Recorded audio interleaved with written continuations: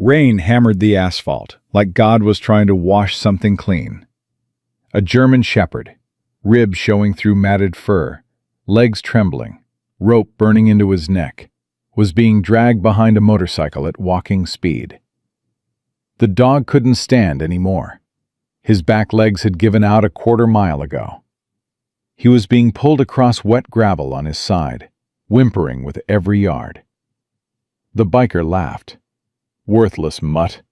Should have died in the ring. He revved the engine. The rope tightened.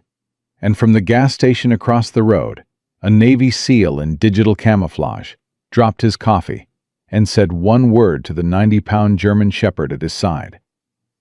Go. The bikers had no idea what was coming. Subscribe now and follow this story to the very end. Drop your city in the comments below. We want to see how far this story travels. Trust us, you don't want to miss what happens next. Jack Mercer hadn't slept in 41 hours. Not because he couldn't, because every time he closed his eyes, he heard the same sound. The flat, final percussion of an IED detonating under a vehicle that was supposed to be clear. The sound that took Torres and Beckett and left Jack standing in Syrian dust, wondering why the math always subtracted the wrong people. 6 weeks out. 6 weeks since the Navy stamped his papers and said thank you for your service, and sent him back to a country that felt louder and softer and more confusing than any combat zone he'd ever operated in. 6 weeks of highway and gas stations and motel rooms that all smelled the same, like carpet cleaner and someone else's regret. He was driving to Georgia. Master Chief Frank Holloway, the man who taught Jack how to be a SEAL, how to shoot, how to think, how to survive everything except the cancer that ate through him in 11 months, had died 2 weeks ago in a VA hospital with nobody in the room. His ashes were in a box in a house in Savannah, and Jack was the only person left who cared enough to collect them. Shadow sat in the passenger seat the way he always sat, upright, alert, ears tracking sounds that human ears couldn't register. 90 pounds of German shepherd with brown tan and black coloring, amber eyes that missed nothing, and a scar across his left shoulder where the same blast that killed Torres had driven shrapnel through muscle and fur and somehow not through bone. Shadow had detected the IED, had alerted, had given Jack the 2 seconds that saved his life and wasn't enough to save the others. The dog hadn't left Jack's side since Syria, not because of training, because of choice. The storm hit somewhere past the Kentucky border. Not rain, fury. The kind of downpour that turned highways into rivers and visibility into memory. Jack pulled off at the first exit he found, a 2-pump gas station at the edge of a town called Cedar Falls, population 4,000 and something. The kind of place that existed between bigger places and survived on stubbornness. He parked under the overhang, left the engine running, and went inside for coffee. Shadow stayed in the truck with the window cracked, nose working the rain-heavy air the way it worked every environment, systematically, thoroughly, cataloging threat from noise. The coffee was bad.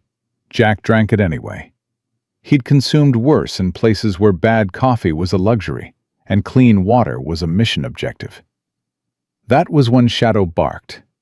Not the alert bark, the sharp, single-note sound that meant explosive compound detected or hostile approaching. This was different, deeper, sustained. The bark Shadow used in Syria when he found injured civilians. The sound that meant something alive is suffering, and you need to see this now. Jack set down his coffee and walked to the door. The motorcycle was moving slow through the parking lot, maybe 5 miles an hour, and at first Jack's brain processed it as a rider being careful in the rain. Then he saw the rope. Then he saw what was at the end of it. A German shepherd, old, maybe 9, maybe 10, ribs visible through fur that was matted and soaked, and hanging off a frame that should have carried 80 pounds and was carrying maybe 55. The dog's back legs weren't working. They dragged behind him on the wet gravel. The rope around his neck pulled taut by the motorcycle's forward motion, and the animal was being hauled across the parking lot on his side, like a piece of equipment that had stopped being useful. The dog whimpered, not loud, the sound of an animal that had learned, over months of pain, that loud sounds brought more pain. A whisper of suffering that was worse than a scream, because it meant the screaming had been beaten out of him. The rider stopped, kicked down the stand, walked back to the dog and stood over him.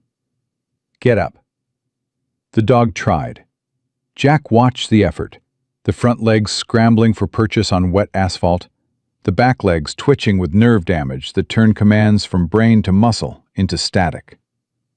The shepherd got his chest off the ground for maybe 2 seconds before his legs buckled and he collapsed. Worthless. The rider, broad, tattooed, leather vest with a patch Jack couldn't read from this distance, pulled back his boot and kicked the dog in the ribs. Not hard enough to kill, hard enough to prove he could. A second motorcycle pulled in behind the first.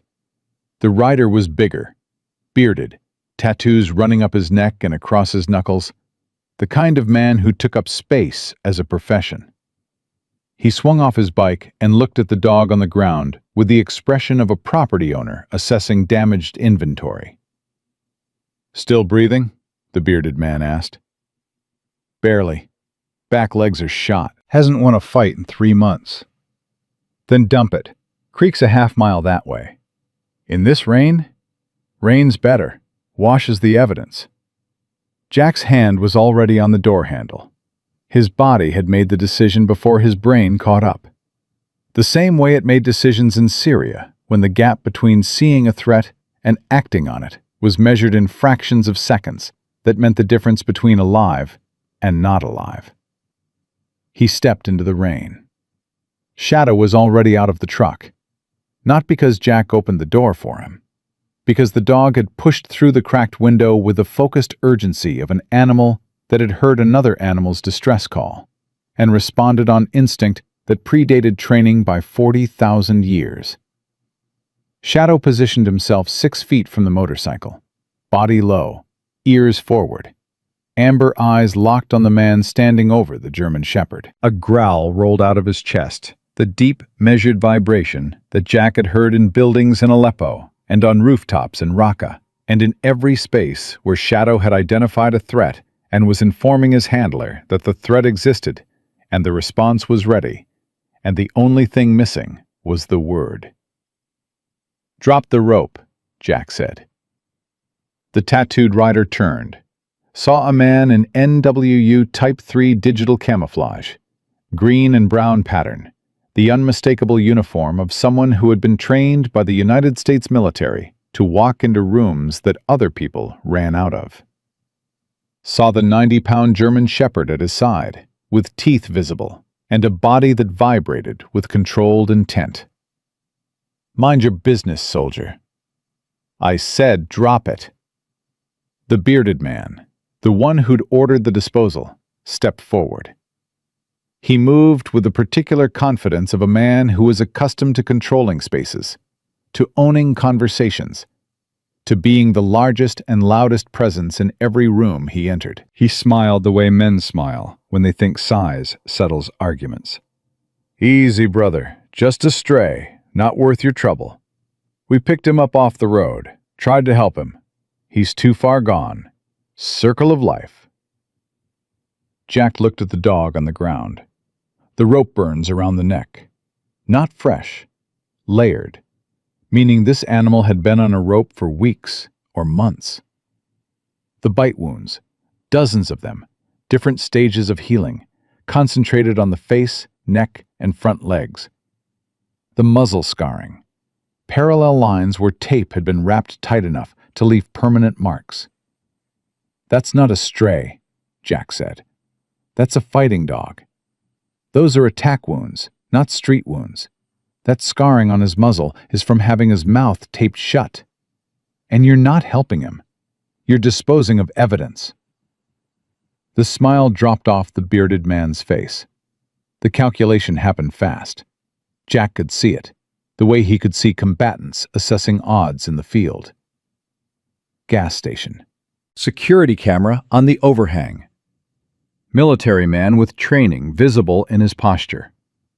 A dog that was clearly not a pet, but a weapon system with fur. "Who are you?" the bearded man asked. "Nobody you want to test." "This is Cedar Falls. I'm Vince Hargrave. Everything in Cedar Falls is my business, including stray dogs." "Then your business just changed." Shadow took one step forward. Not a lunge, not a charge. One step. The precision movement of a military working dog that had been trained to close distance in increments, designed to maximize psychological impact while maintaining handler control. The step said, "I can cover the remaining 5 feet faster than you can blink, and when I arrive, the conversation will be different." The tattooed rider, Cutter, Jack would learn later, dropped the rope. His hands came up in the reflexive, palms-out gesture of a man whose bravado had just met something that bravado couldn't negotiate with. Vince didn't move. His eyes went from Jack to Shadow, to the gas station camera, to the road where, even through the rain, other vehicles were visible. Witnesses, cameras, a military uniform that meant federal attention if anything went sideways. Vince Hargrave was many things, but stupid wasn't one of them. "Keep the dog," Vince said. His voice had changed, the charm replaced by something flat and measured, the voice of a man filing information for later use. "Sounds like you need a project." "I don't need anything from you." "No, but you might need something from this town. And this town needs things from me." Vince turned to Cutter. "Let's go."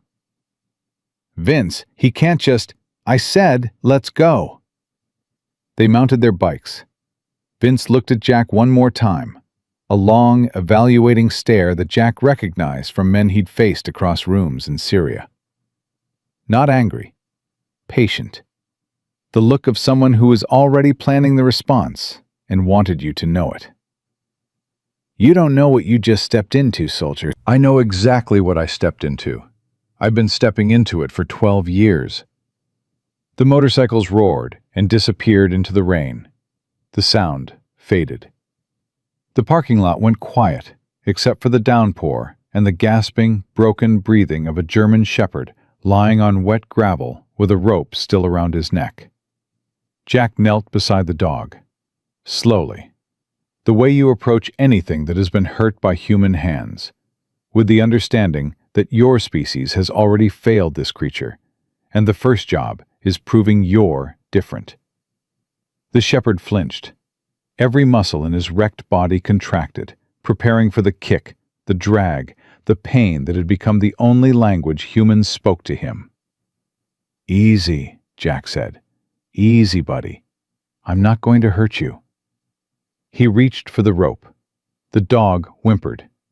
Jack's fingers found the knot, tight, wet, crusted with blood where the rope had cut through fur into skin. He worked it loose with hands that had diffused explosive devices under fire, and were now performing the more delicate operation of removing a noose from an animal that had been taught to expect agony from every touch. The rope fell away. The dog didn't move. He lay on the gravel with his eyes half closed and his breathing shallow, and the particular stillness of a creature that had stopped believing rescue was a thing that happened. Shadow approached, not aggressive, not territorial, slow, purposeful.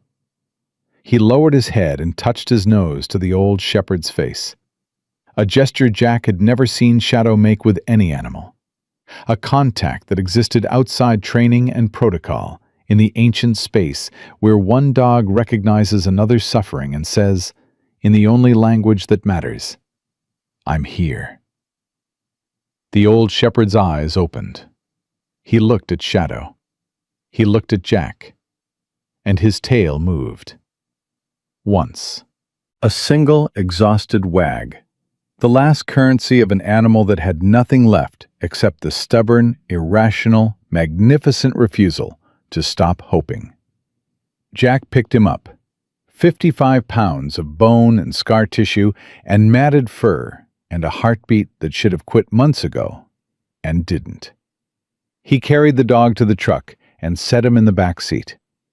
Shadow jumped up beside him and lay down, pressing his 90-pound body against the trembling shepherd, sharing heat, sharing presence, sharing the wordless promise that the worst was over. The gas station attendant appeared at the door. Young guy, early 20s, a name tag that read Hank, and an expression that read terrified. "Mister, do you know who that was?" He said his name was Vince Hargrave. Vince Hargrave runs the Iron Reapers. They own Cedar Falls. They own the sheriff. They own the businesses. They own the leases. Hank's eyes went to the truck, where two German shepherds lay pressed together in the back seat. "You just took his property in front of a security camera. He's going to come for you." "Where's the nearest vet?" "What?" "Veterinarian. This dog needs medical attention. Where's the nearest one?" Hank blinked. "Emma Dawson. Her clinic's on Miller Road, 2 miles east. She's the only vet in Cedar Falls. But Mr. "Thank you, Hank." "Mister, you need to understand something. People who cross Vince Hargrave don't stay in Cedar Falls. They don't stay anywhere." Jack opened his truck door. "I've spent 12 years in places where people tried to kill me for a living. A man on a motorcycle with a leather jacket doesn't change my evening plans." He paused. "But I appreciate the warning." He drove 2 miles east in rain that hadn't slowed. Shadow stayed in the back with the old shepherd, maintaining contact, maintaining warmth, maintaining the vigil. Jack checked the rear view every 30 seconds. Habit, not paranoia. Though in Cedar Falls, the difference seemed academic. Emma Dawson's clinic was small, clean, and lit by a single exterior light that fought the rain like a match in a hurricane. Jack carried the dog inside. The bell rang. A woman appeared from the back. Early 30s, blonde-brown hair in a ponytail, veterinary scrubs, and hands that were already reaching for the animal before her brain had finished processing what her eyes were seeing. "Put him on the table. Gently. Support his hind legs." Jack obeyed. The dog whimpered as he was set down, then went still. The resignation of an animal submitting to whatever was about to happen because resistance had been trained out of him by months of punishment. Emma's hands moved over the shepherd with professional speed and the kind of focus that Jack recognized from field medics. The ability to assess damage while the damage was still happening. She checked pulse, breathing, hydration. She lifted fur and found wounds. She pressed along the spine and felt the flinch when she reached the lower back. Then she stopped. Her hands were on the dog's muzzle, tracing the parallel scars where tape had been wrapped. Her fingers found the pattern, and Jack watched something change in her face. Not surprise, not horror, but recognition. The expression of a person seeing something they've seen before and hoped they wouldn't see again. "Where did you get this dog?" Her voice was controlled. Too controlled. 2 men on motorcycles. One was dragging him through the gas station parking lot on a rope. The other one told him to dump the dog in a creek. "Did they give you names?" The big one called himself Vince Hargrave. Emma's hands stopped moving. She stood very still for a moment. The stillness of a woman who had just heard a name she'd been carrying like a stone in her chest for a very long time. "This dog has been used as a bait dog," she said. "These bite wounds are from pit bulls trained to attack. The scarring on his muzzle, they taped his mouth shut so he couldn't fight back. His back legs show nerve damage from being dragged behind a vehicle. Not today. Multiple times. Over months. "You've seen this before." It wasn't a question. Jack could read the answer in her posture, the way she held herself, the way her hands trembled with something that wasn't fear, the way she looked at the dog with an intimacy that went beyond medical assessment into something personal and painful and deep. Emma looked at him, at the NWU Type 3 camouflage, at Shadow, who had followed them inside and positioned himself by the door. Not because Jack commanded it, but because the dog had assessed the perimeter and chosen the tactical position. She looked at Jack's eyes and found there what soldiers and civilians rarely share but instantly recognize in each other. The particular weariness of a person who has seen the worst things humans do and hasn't figured out how to stop seeing them. "Come with me," she said. She walked to a door at the back of the clinic, opened it, led him through a short hallway into a converted barn behind the building. Jack stopped in the doorway. 11 dogs, all breeds, all sizes, all bearing the same marks: bite scars, rope burns, malnourishment, missing ears, missing eyes, the comprehensive catalog of cruelty that humans visit upon animals when profit replaces empathy and power replaces conscience. A pit bull mix with one ear lay in a large crate, tail wagging despite everything. A beagle with scarring across his entire face pressed against the wire, seeking touch. A mutt the size of a coffee table sat in the corner, watching Jack with eyes that couldn't decide between hope and terror. 11 dogs, all rescued, all hidden, all surviving. 2 years, Emma said. "I've been pulling them out for 2 years, one at a time. Every dog that Vince Hargrave and his Iron Reapers chew up and throw away, I find them. In ditches, in creeks, on the side of the road. Sometimes they're still alive. Sometimes they're not." 2 years? Why hasn't anyone reported it? I've reported it 3 times. Sheriff Potter filed 0 investigations. The county animal control officer is Vince's cousin. The state animal cruelty hotline put me on a 6-month wait list. Emma's voice had the texture of steel that had been heated and hammered so many times it was either going to shatter or become unbreakable. I'm a veterinarian in a town controlled by a biker gang that makes $200,000 a year from dogfighting bets. I've been saving dogs one at a time because nobody with authority has been willing to save them all at once. How big is the operation? The Reapers have a compound 8 miles outside town. Old mining property. Fenced. Guarded. They hold fights once a month. People drive in from 3 states: Kentucky, Tennessee, West Virginia. Betting pools run $40,000 per event. The dogs, her voice caught. She steadied it with the discipline of a woman who had practiced steadying it for 2 years. The dogs are expendable. Winners get fought until they lose. Losers get dumped or killed. Bait dogs get the worst of it. They tape the bait dog's mouth shut and throw him in the ring so the fighting dogs can practice on something that can't fight back. Jack looked at the old shepherd on the exam table. The scars. The nerve damage. The muzzle scarring. Dog number 47, though he didn't know the number yet. An animal that had been purchased for the purpose of suffering. Bought to be hurt. Held to be broken. And discarded when the breaking was complete. "What's his name?" Jack asked. "They don't give them names. They give them numbers." "Then I'm asking what you'd name him." Emma looked at the shepherd. His tail had moved again, not for her, but for Shadow, who had walked to the exam table and was resting his chin on the edge, close enough for the old dog to feel his breath. "Ranger," Emma said. "His name is Ranger." "Ranger," Jack repeated it, let it settle. Gave the dog the thing that had been stolen from him first. Not health, not safety, but identity. A name. The starting point of everything. "You said nobody with authority was willing to help," Jack said.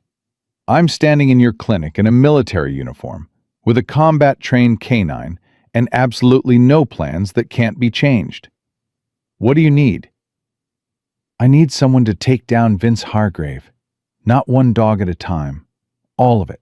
The compound, the ring, the network. Then that's what we do. Emma studied him the way she studied injured animals, reading the damage beneath the surface, calculating whether the structure could bear the weight of what was being asked. My husband was military, she said. Sergeant Adam Dawson. He died in Iraq 3 years ago. I'm sorry. He would have done exactly what you just did. Walked into the rain and picked up the dog. She paused. He also would have told me to stop fighting this alone. He sounds like a good man. He was the best man. And every day I spend in this town, hiding dogs in a barn while the man who tortures them walks free, I feel like I'm failing him. You're not failing him. You saved 11 lives. I saved 11 dogs out of hundreds. Vince replaces every one I pull out within a week. I'm not winning. I'm just slowing down the losing. Then we change the math. A sound from behind them. Small footsteps. Jack turned to find a boy standing in the barn doorway. 8 years old, blonde-brown hair, blue eyes that held the particular gravity of a child who had absorbed a grief too large for his frame and was carrying it with the silent determination of someone who didn't know how to put it down. Noah, Emma said, you're supposed to be in bed. I heard the dog. Go back inside, But Noah wasn't listening to his mother. He was looking at the exam table where Ranger lay. Broken, trembling, destroyed by months of cruelty that no 8-year-old should know existed. Noah walked past Jack, past Shadow, past the 11 crates of rescued dogs that had become the furniture of his childhood. He went straight to Ranger and put his hand on the old shepherd's head. The dog flinched. Noah didn't pull away. He kept his hand there, small, warm, steady, and waited. The way you wait for a scared animal to decide whether this touch is different from all the others. The way you wait for trust to find its way through months of pain to the surface where contact becomes comfort instead of threat. Ranger's trembling slowed. His breathing steadied. His eyes, brown, deep, carrying the resignation of a creature that had accepted suffering as permanent, focused on the boy's face. And something shifted. Not dramatically, not instantly. The way a crack appears in ice when the temperature changes by 1 degree, invisible from above, fundamental from within. Ranger's tail moved.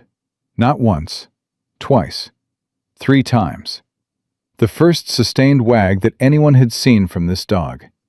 Directed not at the seal, not at the vet, not at the military canine, at an 8-year-old boy whose hand was warm and whose face held no agenda except kindness.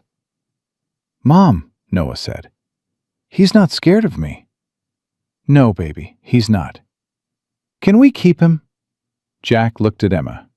She was crying, not the collapse of a woman overwhelmed, but the precise tears of a professional whose expertise had just been rendered irrelevant by a child's hand and a dog's decision. She wiped them with the back of her wrist, the gesture of someone who had been wiping tears in this barn for 2 years and had the practice down to a single efficient motion. We can keep him, Emma said, then softer to Jack. But keeping him means finishing what I started. And finishing it means going after Vince Hargrave. Not the dogs he throws away, not the symptoms. Him. The compound. The ring. Everything. Then we go after everything. Shadow had moved from the exam table to the barn door. He stood facing outward, not because Jack had given a command, but because the dog had processed the situation, identified the asset, 11 rescued dogs, 1 new patient, 1 child, 1 veterinarian, and taken the tactical post, the guard post, the point from which all approaches could be monitored and all threats assessed. Jack watched his dog and thought about Frank Holloway, dead in a VA hospital, ashes in a box in Georgia. Frank, who spent 30 years teaching SEALs that the measure of a warrior wasn't how many enemies he defeated, but how many people he protected. Frank, who used to say the same thing every time a young operator asked him why they did what they did. Because someone has to stand between the ones who can't fight and the ones who won't stop fighting them. Jack had driven into Cedar Falls looking for gas and coffee and a few hours out of the rain. He'd found a town held hostage by a man who tortured animals for profit. He'd found a veterinarian who had been waging a 2-year war alone with nothing but medical supplies and courage. He'd found a boy who spoke to broken dogs because the world of humans had proven too complicated and too cruel. And he'd found a German shepherd named Ranger, ribs showing, legs failing, mouth scarred shut, whose tail still wagged when a child's hand found his head. Noah was asleep on the barn floor with his arm over Ranger's neck before midnight. Shadow lay across the doorway, guarding them both. Emma covered Noah with a blanket and stood beside Jack, watching her son hold an animal that the world had thrown away and the boy had decided to keep. "Vince will come for this dog," Emma said. "He'll come for the clinic. He'll come for me. That's what he does. He doesn't fight you directly. He destroys what you have until you have nothing left to fight with." "I know the type." "You don't know this type. Vince Hargrave has controlled Cedar Falls for 6 years. He owns the leases. He owns the sheriff. He's burned a man's garage for asking questions. He's filed CPS complaints against people who got too close. He doesn't need to touch you. He just needs to make your life unlivable until you leave." "I don't leave." "Everyone leaves Cedar Falls eventually." "I'm not everyone."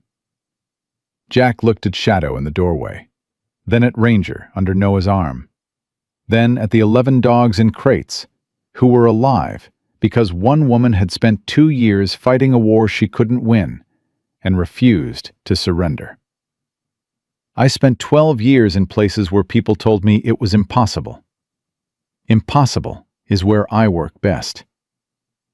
Emma looked at him for a long time, reading him the way she read injured animals, not the surface damage, but the structural integrity underneath, whether the bones would hold, whether the heart could carry the weight. "My son hasn't touched a stranger in 3 years," she said. "He hasn't slept outside his own bed since his father died. He's lying on a barn floor with a dog that was being dragged behind a motorcycle 4 hours ago." She paused. "Whatever you are, whatever you brought with you into this town, my son and that dog recognized it before I did." "What did they recognize?" "Safe," Emma said. "They recognized safe." And outside, the rain hammered Cedar Falls with the patient fury of a storm that wasn't finished yet. While in a barn behind a veterinary clinic, a sleeping boy held a broken dog, and a military canine guarded the door, and a Navy SEAL and a widowed veterinarian stood shoulder to shoulder in the dim light and began, without ceremony, without planning, without knowing how far it would take them or what it would cost, the work of ending something that should have been ended years ago. Ranger survived the night. That was the first miracle. The second was that he ate 3 bites of soft food from a syringe Emma held to his mouth at 4 in the morning, while Noah slept on the barn floor and Shadow stood watch at the door, like a sentinel carved from loyalty and fur. "He's dehydrated," Emma said. "Malnourished. The nerve damage in his back legs. I won't lie to you. It may be permanent. But his vitals are holding. His heart is strong." "His heart kept beating while they dragged him behind a motorcycle," Jack said. "Strong doesn't begin to cover it. Dogs don't know how to quit. That's not courage. It's biology. Their bodies keep fighting even when every signal says stop." Sounds like some people I've known. Emma looked at him. Sounds like most people nobody notices. By 6 a.m., Noah was awake and sitting beside Ranger's crate with a picture book open on his knees. He wasn't reading to himself. He was reading to the dog. Slowly, clearly, the way his teacher must have taught him. Pausing at the end of each page so Ranger could see the pictures. "Mom, he likes the one about the bear." "How do you know?" "His tail moves on the bear pages." Jack watched from the doorway. Shadow had repositioned during the night. No longer at the barn door, but beside Ranger's crate. His body pressed against the wire so the old shepherd could feel his warmth. 2 German shepherds, one 90 pounds of military precision, the other 55 pounds of survival and scar tissue. Lying side by side, the way soldiers lie side by side in foxholes. Not because of orders, but because proximity is the oldest form of protection. "He hasn't done that for anyone," Jack said quietly to Emma. "Since Syria. 4 months. Shadow doesn't attach. He works, he patrols, he assesses, but he doesn't attach. He's attached now." "Yeah, he is." Ruth Dawson arrived at 7 with biscuits and opinions. 72 years old, silver hair pulled back, a wool shawl over a house dress, and the bearing of a woman who had buried a husband in a mining accident, raised a daughter alone, lost a son-in-law to Iraq, and decided somewhere along the way that fear was a luxury she couldn't afford. She looked at Jack, looked at his fatigues, looked at Shadow, looked at the barn full of rescued dogs, looked at Noah reading to a broken shepherd on the floor. "Military," she said. "Widowed father energy. Running from grief. Am I close?" "Uncomfortably." "Good. Men who run from grief at least know they're carrying it. It's the ones who pretend they're not that worry me." She set the biscuits on the counter. "Eat, both of you. Emma hasn't had a real meal in 3 days, and you look like you've been living on gas station coffee and regret." "That's surprisingly accurate. I raised a daughter through medical school, buried a miner, and survived 40 years in a town that's been dying since the coal ran out. Accuracy is the only skill I have left."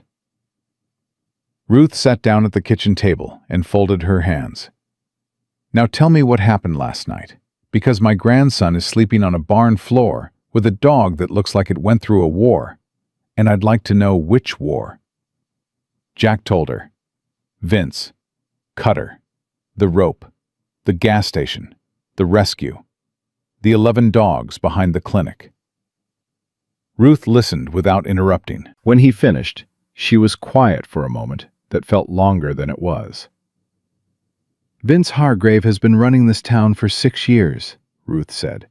"Before him, it was his father, and before that, it was the mining company. Cedar Falls has always had someone standing on its neck. We just change who holds the boot." "Tell me about the dog fighting." "Started about 4 years ago. Vince had the compound, old mining property, 8 miles out, fenced, private. He started small, local dogs, local bets, local money. Word spread. People started coming from Tennessee, West Virginia, even Southern Ohio. The fights got bigger, the bets got bigger, the dogs." Ruth paused. Not from emotion, from the effort of compressing something too large into words. "The dogs became inventory. He buys them from shelters under fake names, steals them from yards, picks up strays. The ones with fight in them get trained. The ones without get used as bait. And nobody talks. Nobody talks because Vince owns the talking. He owns the leases on half the commercial buildings in town. The diner, the hardware store, the laundromat, all Reaper's property. You speak up, your lease gets pulled. You lose your business. your family loses its income. Ruth's jaw tightened. And if that's not enough, he has the sheriff. Sheriff Potter. Dale Potter was a decent man once.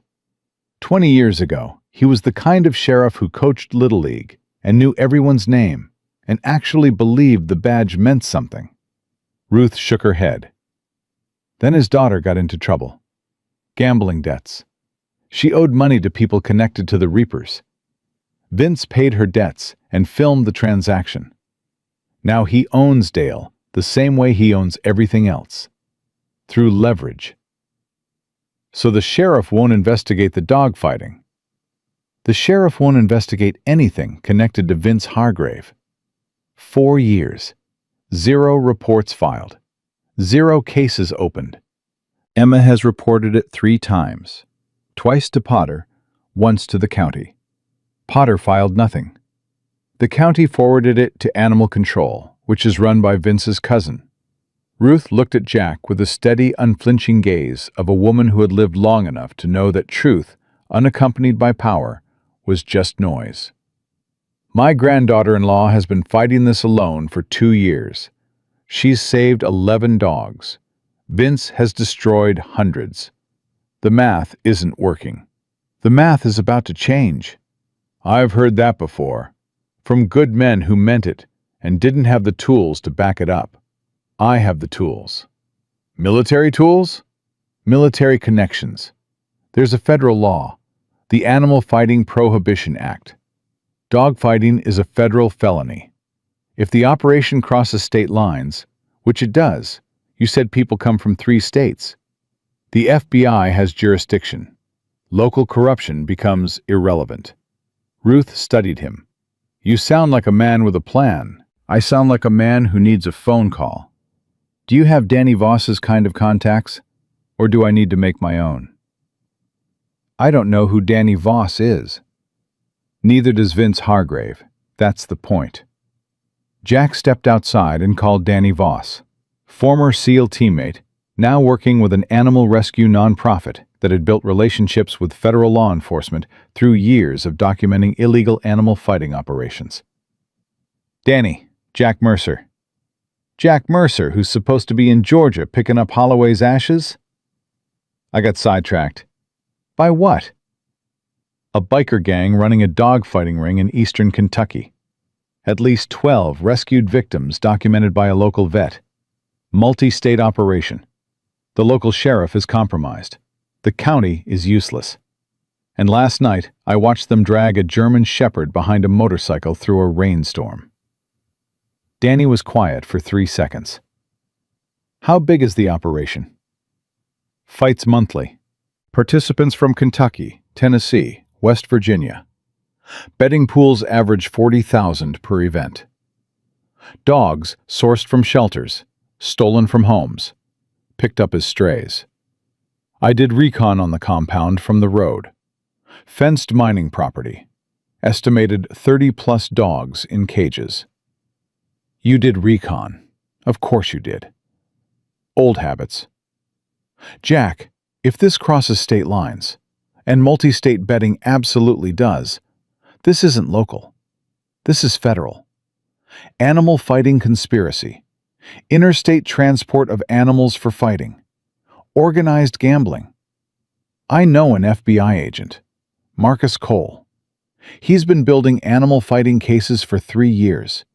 He's been looking for exactly this kind of operation. A network hub with documentation. The vet has 2 years of medical records on every dog she's rescued. Photographs, injury documentation, source tracking. That's gold. That's the kind of evidence that turns a raid into a conviction. Danny paused. How fast do you need this? Yesterday. I'll call Cole now. But Jack, you need to understand something. Federal operations take time. They're not door-kicking. They're case-building. I know, but the vet's been fighting alone for 2 years, and last night Vince Hargrave looked at me like a man who's already planning his next move. We may not have the luxury of federal timeline. Then keep your head down and your dog close. I'll have Cole on the phone by tonight." Jack hung up. When he walked back inside, Noah was still reading to Ranger. The dog's head had lifted off the blanket, a small movement, a fraction of an inch, but enough to change the geometry of the room. Ranger was listening, not just hearing, listening. The way a dog listens when the sound isn't a command or a threat, but something it has forgotten existed. A child's voice. Calm. Safe. Patient. "He moved his head, Mom," Noah said. "He's looking at the pictures." Emma knelt beside her son. "He's getting stronger." "Is he going to walk again?" "I don't know, baby. His legs are very hurt." "If he can't walk, I'll carry him." "He weighs 55 pounds, Noah." "Then I'll get stronger." Emma looked at Jack. He saw it.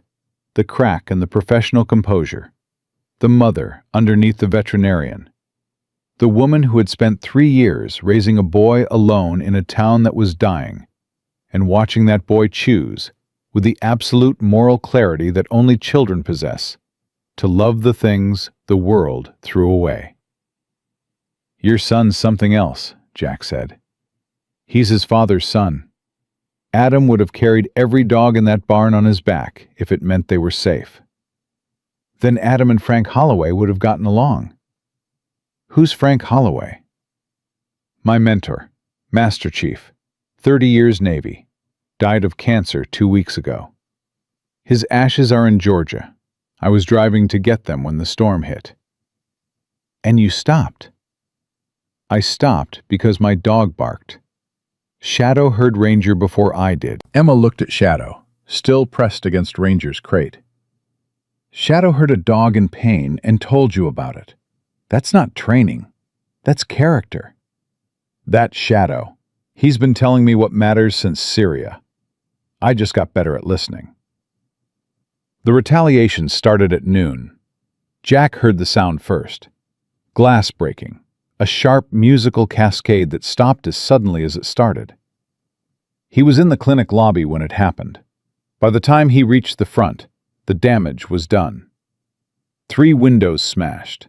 Clean throws, rocks wrapped in cloth, the kind of improvised projectile that left no fingerprints and no doubt. On the clinic wall, spray painted in red, "Give back what's ours." Emma stood in the broken glass with her fists at her sides, and her jaw locked so tight, Jack could see the muscle jumping. "This is the 3rd time," she said. "Third? First time was 8 months ago, after I pulled a pit bull out of a ditch on Route 9. They slashed my tires. Second time was 4 months ago, after I rescued a beagle from behind the elementary school. They broke into the clinic at night and destroyed $6,000 in medication." She kicked a piece of glass. "Now this. 8,000 in damage, minimum. 8,000 I don't have. The clinic barely breaks even. I'm paying for the rescued dogs out of my own pocket. Food, medications, supplies. Insurance doesn't cover vandalism when you can't prove who did it, and the sheriff won't file a report." Jack pulled out his phone and photographed everything. The broken windows, the spray paint, the rocks. Shadow sniffed the perimeter, cataloging scents, filing them in the biological database that would allow him to identify the perpetrators if he encountered their scent again. Dogs didn't forget. That was the advantage. "There's more," Emma said. She held up her phone. "This came 20 minutes ago. Anonymous call to Noah's school. Welfare concern about a child living in proximity to dangerous animals. CPS, home assessment, 48 hours. They're going after Noah? They're going after my weakest point. Vince knows I'll fight for the dogs. He knows I'll fight for the clinic. But Noah..." Her voice cracked. Just once. She sealed it. "Noah is the one thing I can't risk. If CPS flags me as an unfit guardian, if they put Noah in temporary placement, they won't. You don't know that. I know that you're a licensed veterinarian, a homeowner, a military widow, and the mother who has raised a compassionate, articulate child in impossible circumstances. No CPS worker in the country is going to remove that boy from this home. CPS doesn't need to remove him. They just need to open a case. An open case means hearings, means evaluations, means months of uncertainty. Emma's eyes hardened. And that's all Vince needs. Months of me distracted, fighting bureaucracy, instead of fighting him. It's the same playbook, Jack said. Property, institutions, fear. He doesn't fight you. He makes your life unlivable until you stop fighting him. It works. It's worked on everyone else in this town. That's why I'm the only one left. You're not the only one left. Not anymore. At 2 p.m., the landlord arrived, Ted Brunner, nervous, sweating despite the cool air. He handed Emma an envelope without meeting her eyes. "I'm sorry, Emma. I really am." "What is this?" 30-day eviction notice. Building code violations. "What violations? This building passed inspection 6 months ago." "New inspection was filed this morning. The report cites structural concerns, plumbing deficiencies, and inadequate waste disposal." Brunner's eyes found the floor. "The inspection was ordered by the property management company." "Which property management company?" "Cedar Falls Commercial Holdings." "That's Vince Hargrave's company." Brunner flinched. I can't. Emma, I'm just the landlord. The management company holds the lease. If they say the building fails inspection, I have to issue the notice. If I don't, they pull my management contract, and I lose every property I oversee in Cedar Falls. So you're evicting me because Vince told you to? I'm evicting you because I have a family and a mortgage, and I can't afford to lose everything over a fight I didn't start. Brunner backed toward the door. I'm sorry, I truly am. You're the best vet this town has ever had. Then fight for me. I can't. You mean you won't? I mean I can't, Emma. There's a difference when you have kids. He left. The door closed behind him with the soft, final sound of another person in Cedar Falls, choosing survival over decency. Emma stood holding the envelope. Jack watched her process it. The clinical assessment, the emotional response, the strategic calculation.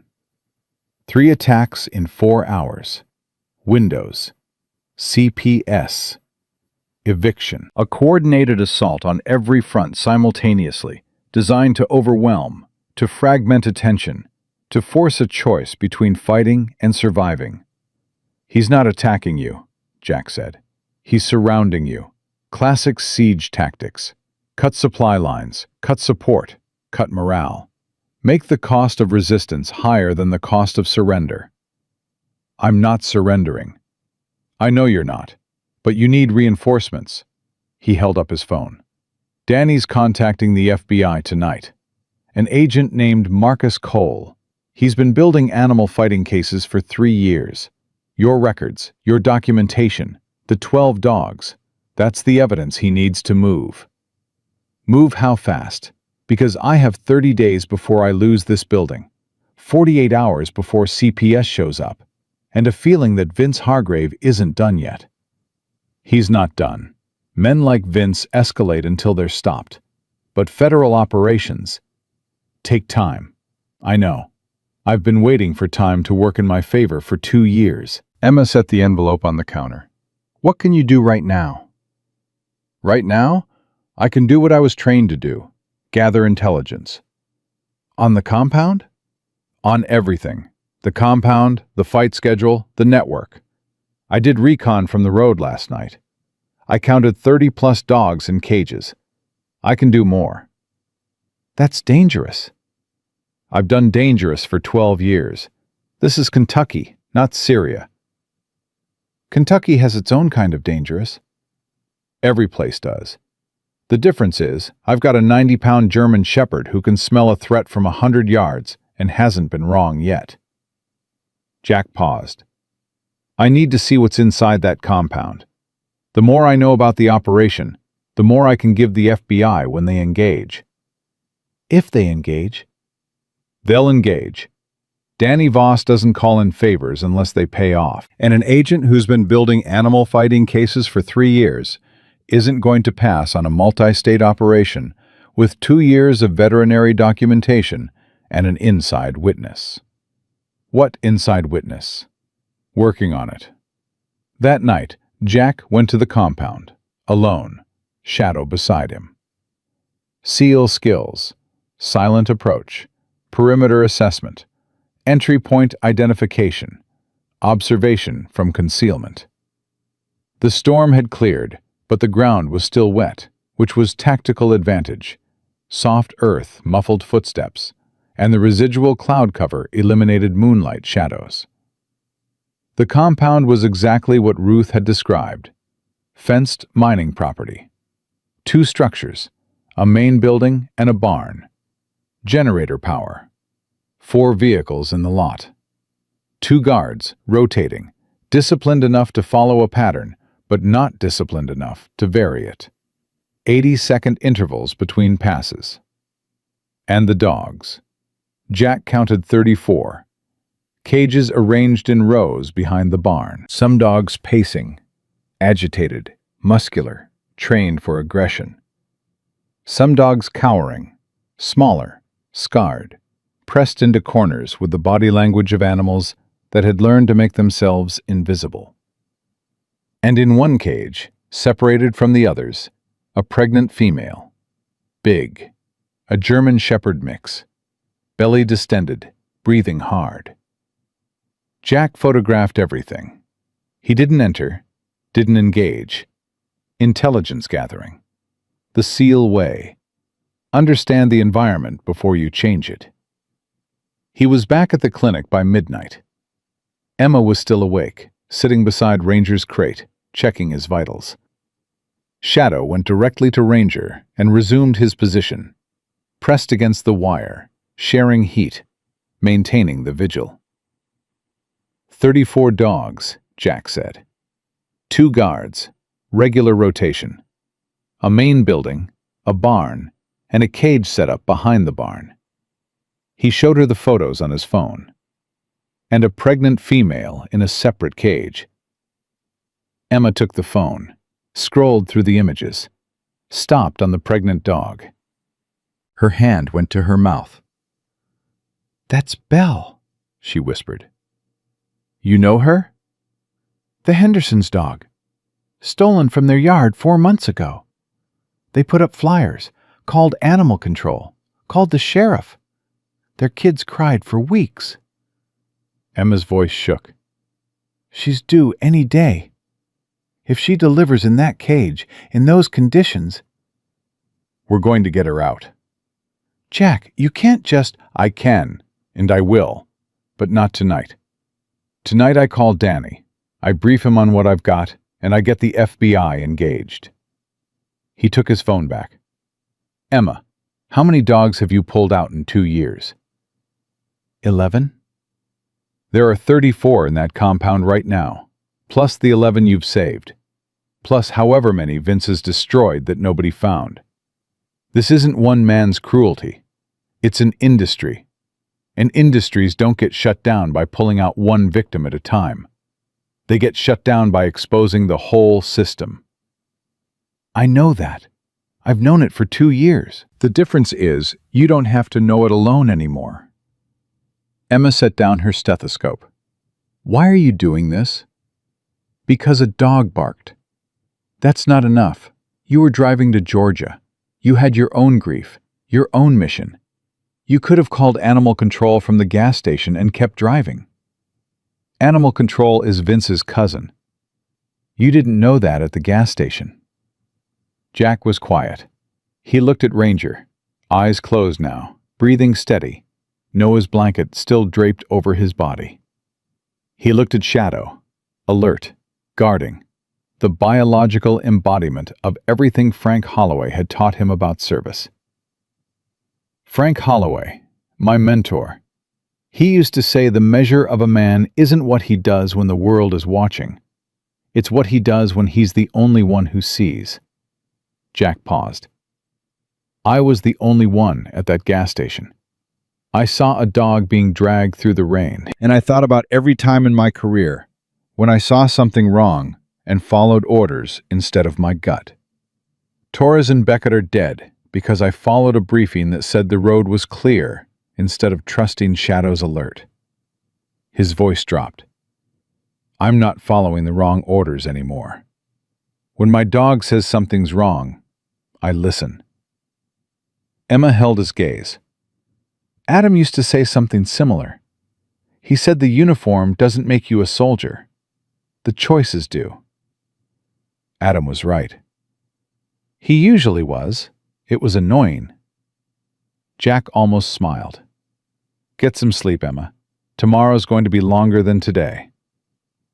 I haven't slept more than 4 hours in 2 years. Then tonight, shoot for 5. At 2:14 a.m., Shadow's head lifted from the floor. The dog didn't growl. He didn't need to. The shift in posture was enough. Ears rotating, nostrils flaring, body transitioning from rest to assessment in a fraction of a second. Jack was off the couch before his eyes were fully open. Muscle memory. The body responding to the dog's alert the way it had responded 1,000 times in Syria. Instantly, completely, without the delay of conscious thought. Someone was outside the clinic. Jack moved to the window, looked without being visible. A figure stood at the edge of the parking lot, not approaching, not retreating, standing, hands in jacket pockets, hood up, young, shifting weight from foot to foot, the way people shift when they're trying to decide between two futures. Jack opened the side door. Shadow flanked him, body low, silent, tracking. The figure turned. Jack recognized the face from the gas station.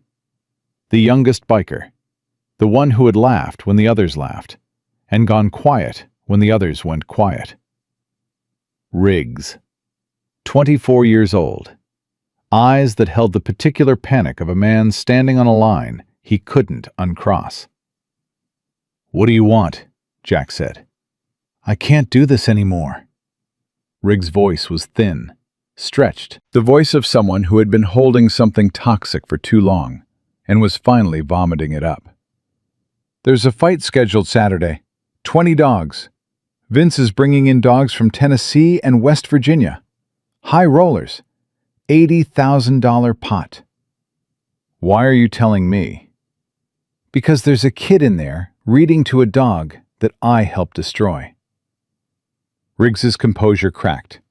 His voice broke on the word destroy the way glass breaks, suddenly, completely, impossible to reassemble. "I'm 24 years old. I've been holding dogs down while they scream. I've dragged them behind my bike to dump sites. I've watched them bleed and shake and die in cages, while grown men bet money on which one stops breathing first." Shadow's growl was almost inaudible. Jack put his hand on the dog's head. "Easy. That dog in there, the old shepherd, number 47. I held him down 3 months ago while Vince's pit bull practiced on him. I taped his mouth shut. I felt him shaking under my hands." Riggs was crying now, not performing, breaking. "He wagged his tail tonight. For a little kid. After everything we did to him, he wagged his tail for a child. That dog forgave a human being faster than any human being has ever forgiven me." Jack let the words settle. He'd heard confessions in the field, from captured fighters, from compromised assets, from men who had crossed lines and couldn't find their way back. The mechanics were always the same. The truth came out ugly, hot, and unstoppable once the seal broke. "Saturday," Jack said. "How many days?" 4. "What happens after the fight?" Riggs wiped his face. Vince said after the event, he's coming for the vet. He said he's going to burn the clinic and make it look like an electrical fire, like Paul Driscoll's garage. Who's Paul Driscoll? Mechanic. Asked questions about the compound 2 years ago. His garage burned down a week later. Fire department ruled it electrical. Nobody investigated because nobody investigates Vince Hargrave. And you're telling me this because that kid is in there reading to a dog I helped torture. And his mom is in there saving the animals I helped destroy. And I can't be the person I've been anymore. Riggs met Jack's eyes. I'm 24. I've got a little sister. She's 14. She thinks I work at an auto parts shop. What do you want her to think when this is over? I want her to think I did one right thing in my life. Then do it. Saturday. Everything you know. The compound, the schedule, the network, the money, every dog, every fight, every name. If Vince finds out, Vince is going to find out that his entire operation is about to become a federal case. Your testimony isn't just helpful. It's the trigger. Jack stepped closer. 4 days. Can you hold it together for 4 days? Riggs nodded, shaky, uncertain. The nod of a man who wasn't sure he could hold together for 4 hours, but was choosing to try because the alternative was living the rest of his life as the person who taped a dog's mouth shut and listened to it scream. 4 days, Riggs said. Go home. Act normal. Don't contact me. I'll contact you. And Riggs? Yeah? That dog you're crying about right now? His name is Ranger. You gave him a number. We gave him a name. Riggs stared at him for a long moment. Then he walked away into the dark, a 24-year-old man carrying the weight of everything he'd done, and the fragile, terrifying hope that confession might be the first step toward becoming someone his 14-year-old sister wouldn't be ashamed of. Jack closed the door. Shadow stayed at the window, tracking Riggs until his scent faded. Saturday, Jack said to the dog. 4 days. Shadow turned from the window and walked back to Ranger's crate. He lay down beside the wire and pressed his body against it, and the old shepherd shifted, just slightly, just enough to press back. 2 German shepherds, one who had never been broken, one who had been broken completely and was still, against every logical expectation, choosing to trust the warmth on the other side of the wire. And in the space between them, in the narrow gap where fur met metal and breath met breath, something that cruelty had tried to kill refused, with the quiet stubbornness of every living thing that has ever been told it was worthless, to die. Danny Voss called at 6 the next morning. Jack answered on the first ring because he hadn't been sleeping. He'd been sitting at Emma's kitchen table with his phone, Shadow at his feet, running through compound layouts and guard rotations in his head, the way he'd run through mission briefs in Syria. I talked to Cole, Danny said. Marcus Cole, FBI, Animal Fighting Task Force. Jack. He already has a file on the Iron Reapers. How thick? Thick enough to know they exist, and thin enough to need everything you've got. He's been tracking animal fighting networks in the tri-state area for 3 years. Kentucky, Tennessee, West Virginia. He knew about a hub in eastern Kentucky, but couldn't identify the operator or the location. Nobody local would talk. Nobody local could talk. The sheriff's compromised, and the county animal control is family. Cole said that tracks. He's lost 3 potential informants in Appalachian communities over the last 18 months. All went dark. All from towns where local law enforcement had ties to the operations. Danny paused. He wants the vet's records. Every dog, every injury report, every photograph. And he wants to talk to your inside witness. Riggs. If Riggs can testify to the operation, sourcing, training, fight schedules, betting networks, combined with 2 years of veterinary forensics. Cole says he can have warrants within 72 hours. The fight is Saturday. That's 3 days. Cole knows. He's already coordinating with the Louisville field office. If the evidence holds, he wants to raid during the event. Maximum arrests. Maximum dogs recovered. Maximum impact. What about Belle, the pregnant shepherd in the compound? Who's Belle? A dog stolen from a family 4 months ago. She's in a separate cage, due any day. If she delivers during the fight... Jack, I can't ask the FBI to accelerate a multi-state operation for one dog. Then I'll accelerate it myself. Belle comes out before Saturday. How? The way I've been getting things done for 12 years. Quietly. Jack hung up and found Emma already standing in the doorway. She'd heard enough. The FBI has a file, she said. 3 years. They've been looking for the hub. Your records and Riggs' testimony are the missing pieces. And they can move by Saturday? If we get them everything today. Jack held up his phone. Cole needs your documentation. Every dog, every record, everything you've compiled in 2 years. Emma was moving before he finished speaking. She pulled boxes from a closet, organized, labeled, dated.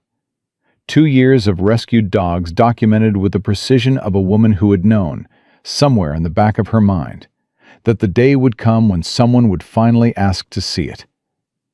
12 dogs, she said, setting the boxes on the table. Complete medical records, injury assessments, photographs at intake, photographs at recovery. For 7 of them, I have circumstantial evidence of sourcing. Shelter adoption records under fake names, flyer matches for stolen dogs, GPS coordinates where I found them. That's not circumstantial. That's a pattern. I also have Ranger. Emma pulled a folder from the top box. Dr. Lena Park. She's a forensic veterinarian with the State Animal Crimes Unit. I called her last night. She's driving in from Lexington today to examine Ranger and document his injuries for federal use. You called her last night? You're not the only one who doesn't sleep. Emma set the folder down. Lena's assessment of Ranger will be the centerpiece. Bait dog injuries are distinctive. They tell a story that a jury can't ignore. The taped muzzle, the attack wounds, the nerve damage from dragging. Every scar on that dog's body is a chapter in a case against Vince Hargrave. You've been ready for this. I've been ready for 2 years. I just didn't have anyone to hand it to. Dr. Lena Park arrived at 10 a.m. Mid-40s, precise. The kind of professional calm that came from 20 years of examining what humans did to animals and maintaining the clinical distance necessary to document it without breaking. She examined Ranger for 45 minutes. Noah refused to leave the room. He sat in the corner, holding Ranger's blanket, watching, silent, his 8-year-old face carrying the weight of comprehension that no child should bear, and no adult could prevent. Park's voice was steady and clinical as she dictated into her recorder. Subject is a male German Shepherd, estimated age 8 to 10 years, weight 53 pounds, severely underweight for breed standard of 75 to 90 pounds. Presenting with 17 distinct bite wound sites at various stages of healing, consistent with repeated attacks by large breed dogs trained for aggression. She lifted Ranger's lip. The dog flinched but didn't pull away. Noah's hand tightened on the blanket. Muzzle scarring bilateral, consistent with prolonged application of adhesive tape or binding. Scarring pattern indicates mouth was bound shut during attack episodes. Subject was unable to defend himself while sustaining bite injuries. She moved to the back legs. Pressed. Ranger whimpered. Bilateral rear limb nerve damage, consistent with repetitive drag injury. Scarring on ventral surface of both hind legs indicates subject was dragged across abrasive surfaces multiple times over an extended period. The acute presentation, complete rear limb paralysis at intake, is consistent with a recent high-speed drag event. Park paused, set down her instruments, looked at the recorder. In 20 years of forensic veterinary practice, this animal represents one of the most comprehensive cases of sustained, systematic cruelty I have documented. The injuries are not accidental. They are not the result of neglect. They are the result of deliberate, repeated torture for the purpose of commercial animal fighting. She clicked off the recorder, looked at Emma. "This dog should be dead," Park said quietly. "By every medical metric, this dog should have died months ago. The malnutrition alone should have killed him. The infections should have killed him. The cumulative trauma should have killed him." "But he's not dead," Noah said from the corner. Park looked at the boy. "No, he's not. Because he's brave." Park held Noah's gaze for a moment. "Yes," she said. "He's very brave. Like my dad." The room went quiet. Emma's hand found the edge of the exam table and gripped it. "Your dad was a soldier?" Park asked gently. "He died in Iraq. He was brave too." Noah stood up and walked to Ranger, put his hand on the dog's head. "Ranger and my dad are the same kind of brave. The kind that doesn't stop even when it hurts." Park looked at Emma with the expression of a professional whose clinical distance had just been breached by an 8-year-old boy, comparing a tortured dog to his dead father with the matter-of-fact clarity that only children can deliver. "I'll have the full report ready by tomorrow morning," Park said. "It will hold up in federal court. I'll testify personally if needed." "Thank you, Lena." "Don't thank me. Thank whoever finally brought this to a point where my report matters." She looked at Jack. 2 years of documentation, a forensic assessment, an inside witness, and a Navy SEAL who picked up a dog in the rain. That's a federal case. "It's not a case yet," Jack said. "It's evidence. The case happens when Marcus Cole says go." Cole said go at 4 p.m. Jack took the call outside, Shadow beside him. Cole's voice was sharp, efficient. The voice of a federal agent who had been waiting 3 years for the pieces to align and was watching them fall into place faster than protocol usually allowed. "I've reviewed the veterinary records, Dr. Park's preliminary assessment, your compound photographs, and I've had a preliminary phone conversation with your witness, Riggs. And this is the most comprehensive evidentiary package I've seen in 3 years of animal fighting investigations. The records alone establish pattern and practice. Park's forensic assessment of Ranger establishes severity. Your photographs establish the compound as an active fighting operation. And Riggs' testimony, if it holds up, establishes the operational details we need for conspiracy charges. It'll hold up. He's scared, but he's committed. Scared is fine. Scared means he understands the stakes." Cole paused. "Here's where we are. I'm coordinating with FBI field offices in Louisville, Knoxville, and Charleston. The Iron Reapers have chapters in all 3 states. Riggs confirms that Saturday's fight is a multi-state event. Dogs and participants coming from Tennessee and West Virginia. That gives us interstate transport of animals for fighting purposes, federal gambling conspiracy, and RICO-eligible organized crime. What's the plan? We raid Saturday, during the event. Maximum targets present, maximum evidence in play. I'm deploying tactical teams to the Cedar Falls compound and coordinating simultaneous raids on Reapers operations in Tennessee and West Virginia. 3 states at once? If we hit one, the others scatter. We hit all 3, nobody runs." Cole's voice tightened. "But Jack, I need you to understand something. This is a federal operation. Once we go, it's FBI running the show. Not you, not your dog. You're a witness and an evidence source. You are not an operator." "Understood." "I mean it. I've seen military guys step into civilian operations and try to run the board. This isn't Syria.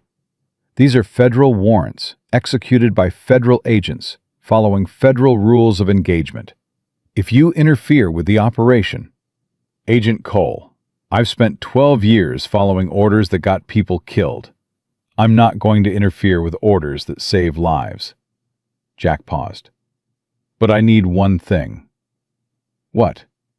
The pregnant shepherd, Belle, stolen from a local family. She's in a separate cage in the compound, due any day. If she delivers during a raid, tactical teams, flashbangs, dogs barking, the stress could kill the puppies. Kill her. Cole was quiet for 5 seconds. What are you proposing? I extract Belle before Saturday, quietly. One dog, in and out. No contact with the operation. No disruption to your timeline. You're asking me to sanction a civilian entering an active criminal compound before a federal raid? I'm asking you to let a SEAL do what SEALs do. Solve a problem before it becomes a casualty. Another 5 seconds.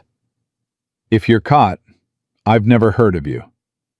If I'm caught, you won't need to deny it, because I won't be caught. Thursday night, before dawn Friday. That gives us 24 hours before the raid to confirm the compound isn't alerted. Thursday night. And Jack, get her out clean. If Vince suspects anything, he cancels Saturday, moves the dogs, and we lose 3 years of casework. I'll be a ghost. You better be. Jack hung up, looked at Shadow. Thursday night, you and me. Shadow's ears came forward. The dog knew the tone. He'd heard it before every operation in Syria. The shift in his handler's voice that meant the planning was over, and the mission was live. Jack went back inside. Emma was organizing her records for Cole's team. Noah was in the barn with Ranger. Ruth was making dinner, because Ruth made dinner every night at 5, regardless of whether federal raids were being planned in the next room. Saturday, Jack told Emma. FBI raids the compound during the fight. Simultaneous operations in 3 states. Cole's coordinating everything. And until then? Until then, I need to do something that I need you not to ask questions about. Emma looked at him. You're going into the compound. I said, don't ask questions. I didn't ask. I stated. You're going into the compound. For Belle. Emma, I've been watching you calculate for 2 days, studying the photos, checking the guard rotations. You're not subtle. She crossed her arms. When? Thursday night. I'm coming. Absolutely not. She's pregnant, Jack. If she's in distress, if labor starts during extraction, you need a veterinarian. Not next time, right there. I need you alive and unincarcerated. You're the primary witness. You're the veterinary expert. You're Noah's mother. I'm not taking you into a fenced compound guarded by armed bikers. You're taking a dog. Shadow is trained for this. You're not. I'm trained to save animals. That's exactly what this is. Emma? Jack stepped closer. Not threatening. Direct. The way he addressed teammates before operations when clarity was more important than comfort. If something goes wrong in that compound, if a guard sees us, if a dog alerts, if the timing fails, I can get myself and Shadow out. I've done it in places where the consequence of getting caught was a bullet, not a cell. But I cannot do it while protecting a civilian who doesn't have tactical training. You come with me, you become the variable I can't control. And uncontrolled variables get people killed. Emma held his gaze. The combat medic's daughter, the military widow, the woman who had spent 2 years waging a solo war against a criminal enterprise with nothing but veterinary instruments and courage. Bring her back Emma said. "Bring her back alive." I will. And bring yourself back, because Noah just started talking to you, and I'm not explaining another dead soldier to my son. Jack confronted Sheriff Potter on Wednesday. He walked into the sheriff's office at noon with Shadow at his side, and the particular posture of a man who had made a decision and wasn't offering alternatives. Potter was behind his desk. 58 years old, silver hair, a badge that had been worn so long it was part of his body. He looked at Jack the way every compromised authority figure looks at someone who isn't compromised, with the desperate hope that the conversation would end before it started. "I know about your daughter," Jack said. Potter's coffee cup stopped halfway to his mouth. "Excuse me?" "Your daughter owes money to people connected to the Iron Reapers. Vince Hargrave paid her debts. He filmed the transaction. He's been holding it over you for 4 years. Who told you? It doesn't matter who told me. What matters is that you've buried every animal cruelty report that's come across this desk for 4 years. Emma Dawson filed 3 reports. You filed 0 investigations. A mechanic named Paul Driscoll had his garage burned down for asking questions, and you ruled it electrical without an investigation. That fire was arson, and you know it. Just like you know what happens at that compound every month. Just like you know where those dogs come from and where they end up." Potter set his cup down. His hand was shaking. Not from anger. From the particular tremor of a man who had been holding something rotten inside himself for so long that someone else identifying it felt like surgery without anesthesia. "You don't understand," Potter said. "My daughter, she made a mistake. One mistake. And Vince used it to own you. The same way he owns everyone in this town. Through leverage, through silence." Jack leaned forward. "Sheriff, the FBI is executing federal warrants on Vince Hargrave's compound this Saturday. Multi-state coordinated raid. FBI, tactical teams, animal rescue units. When that raid happens, everyone connected to Vince's operation gets swept. That includes law enforcement who enabled it." Potter's face went gray. "I didn't enable. 4 years of buried reports is enabling. 0 investigations is enabling. Looking the other way while a man tortures animals and burns businesses and terrorizes a veterinarian and her 8-year-old son is enabling." Jack paused. Let the words land. "In federal court, that's obstruction at minimum. Conspiracy if they push it. That's prison. That's losing the badge, the pension, the house. And my daughter? If you cooperate, testify to the blackmail, provide what you know about the operation, assist the federal investigation, your daughter gets protection. The video becomes evidence of coercion, not liability." Jack held Potter's eyes. "But if you sit behind this desk for 3 more days and do nothing, you become a defendant instead of a witness.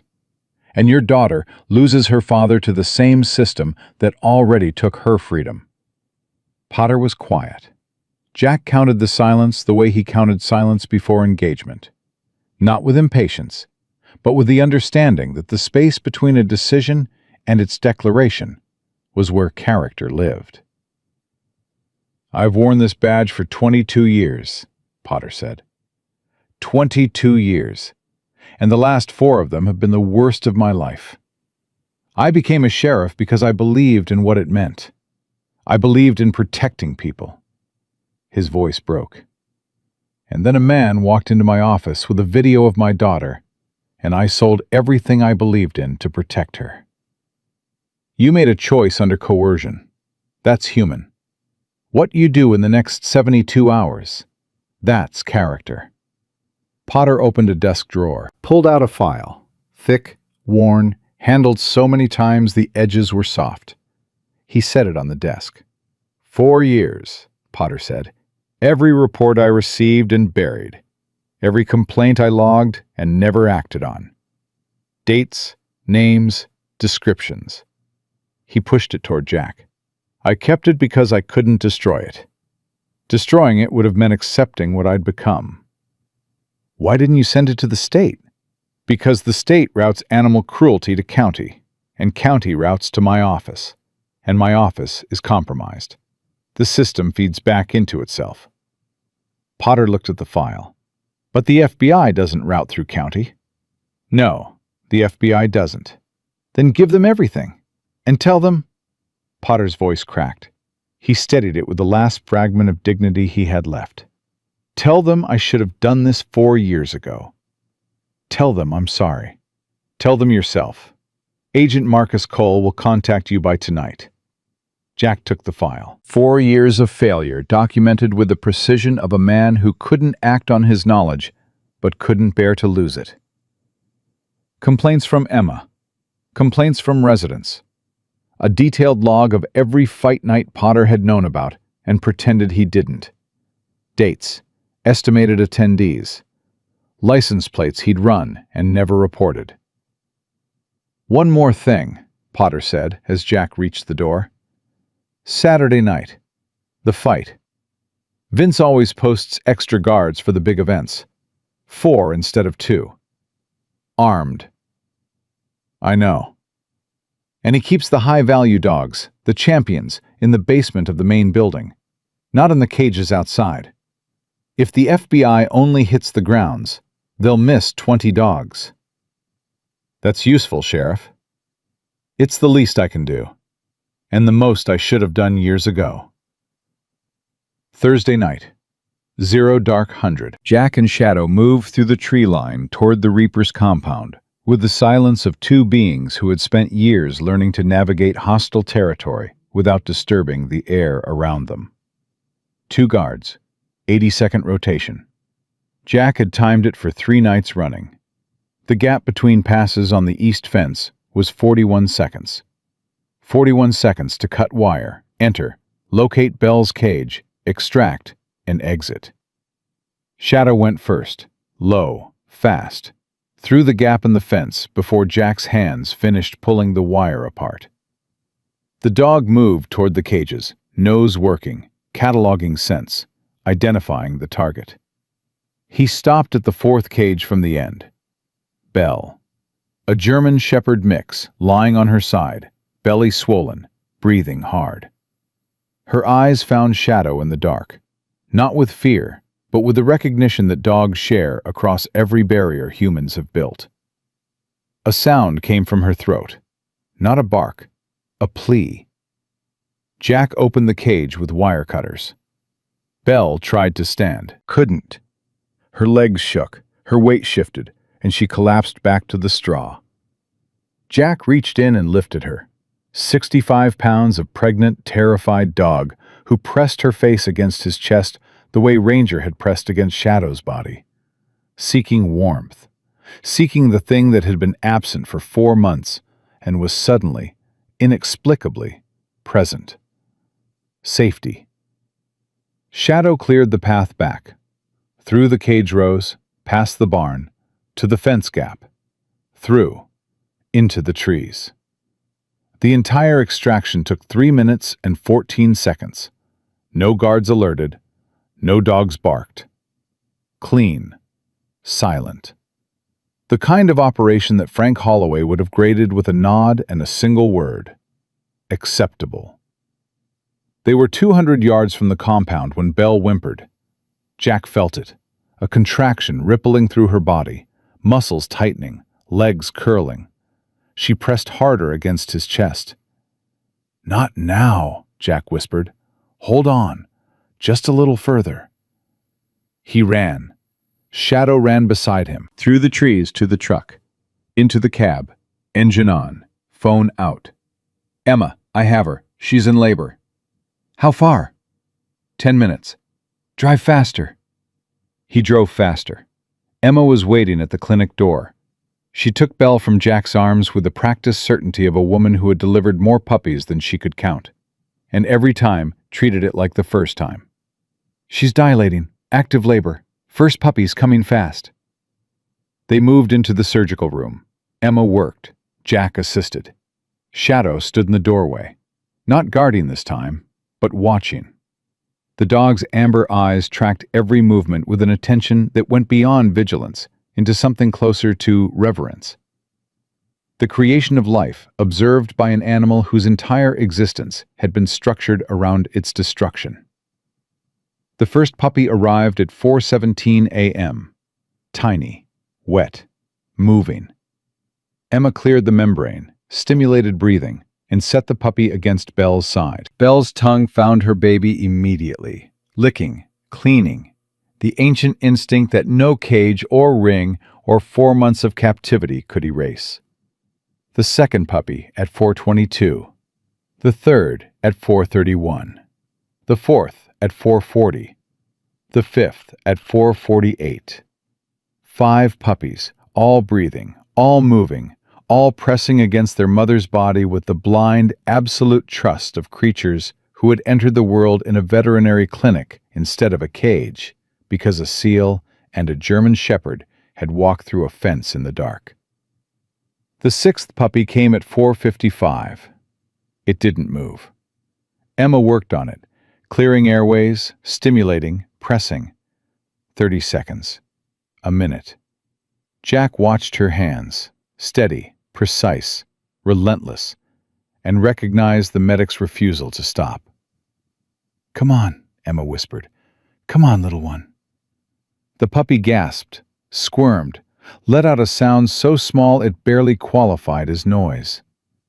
Emma set it against Belle's side. Belle's tongue found it. 6 puppies, all alive. 6, Emma said. She leaned against the wall. Her hands were shaking now. The delayed tremor that comes after adrenaline has done its job, and the body demands its due. 6 healthy puppies. You're incredible. I'm a vet. This is what I do. You do more than this. You've been doing more than this for 2 years. Emma looked at Belle, nursing 6 puppies at 5 in the morning, in a clinic that was being evicted by a criminal who would be in federal custody in 37 hours. She laughed. It came out wet and broken and real. "I need to call the Hendersons," she said. At 5 a.m.? Their dog just had 6 puppies. Trust me, they want this call. She was right. Tom Henderson answered on the 3rd ring, the groggy voice of a man who had answered 3 a.m. calls before and learned to expect news that changed things. "Tom, it's Emma Dawson. I have Belle." Silence. Then a sound that wasn't a word. A choked, compressed explosion of relief that was too big for language. "She's alive?" "She's alive. She just delivered 6 puppies, all healthy." The sound on the phone changed. Henderson was crying. Jack could hear a woman's voice in the background. His wife asking, being told. The sound of a response joining her husband's until the phone held a family's grief transforming into joy in real time. "How?" Henderson managed. "We looked everywhere. We called everyone. Nobody would." "Somebody would. Somebody did." Emma looked at Jack. "I'll explain everything later. But Tom, bring the kids.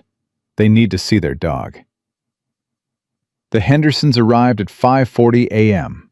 The children, a 10-year-old girl and a 7-year-old boy, saw Belle through the clinic window and ran. They stopped at the door because Emma told them to, approached slowly because she showed them how, and knelt beside their dog with the careful, trembling tenderness of children who had been told their pet was gone forever, and were learning, in the span of a single breath, that forever sometimes gives things back. Belle's tail wagged. Her body shifted, making room for the children's hands, and her eyes, brown, deep, carrying 4 months of darkness, focused on the faces she had known before the cage and the ring and the compound. And something in those eyes settled, the recognition of home arriving not as a place, but as a touch. The boy pressed his face into Belle's neck. "I told you she'd come back," he said to his sister.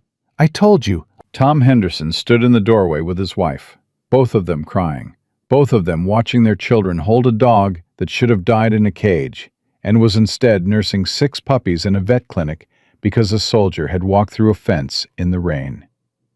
"Who found her?" Henderson asked.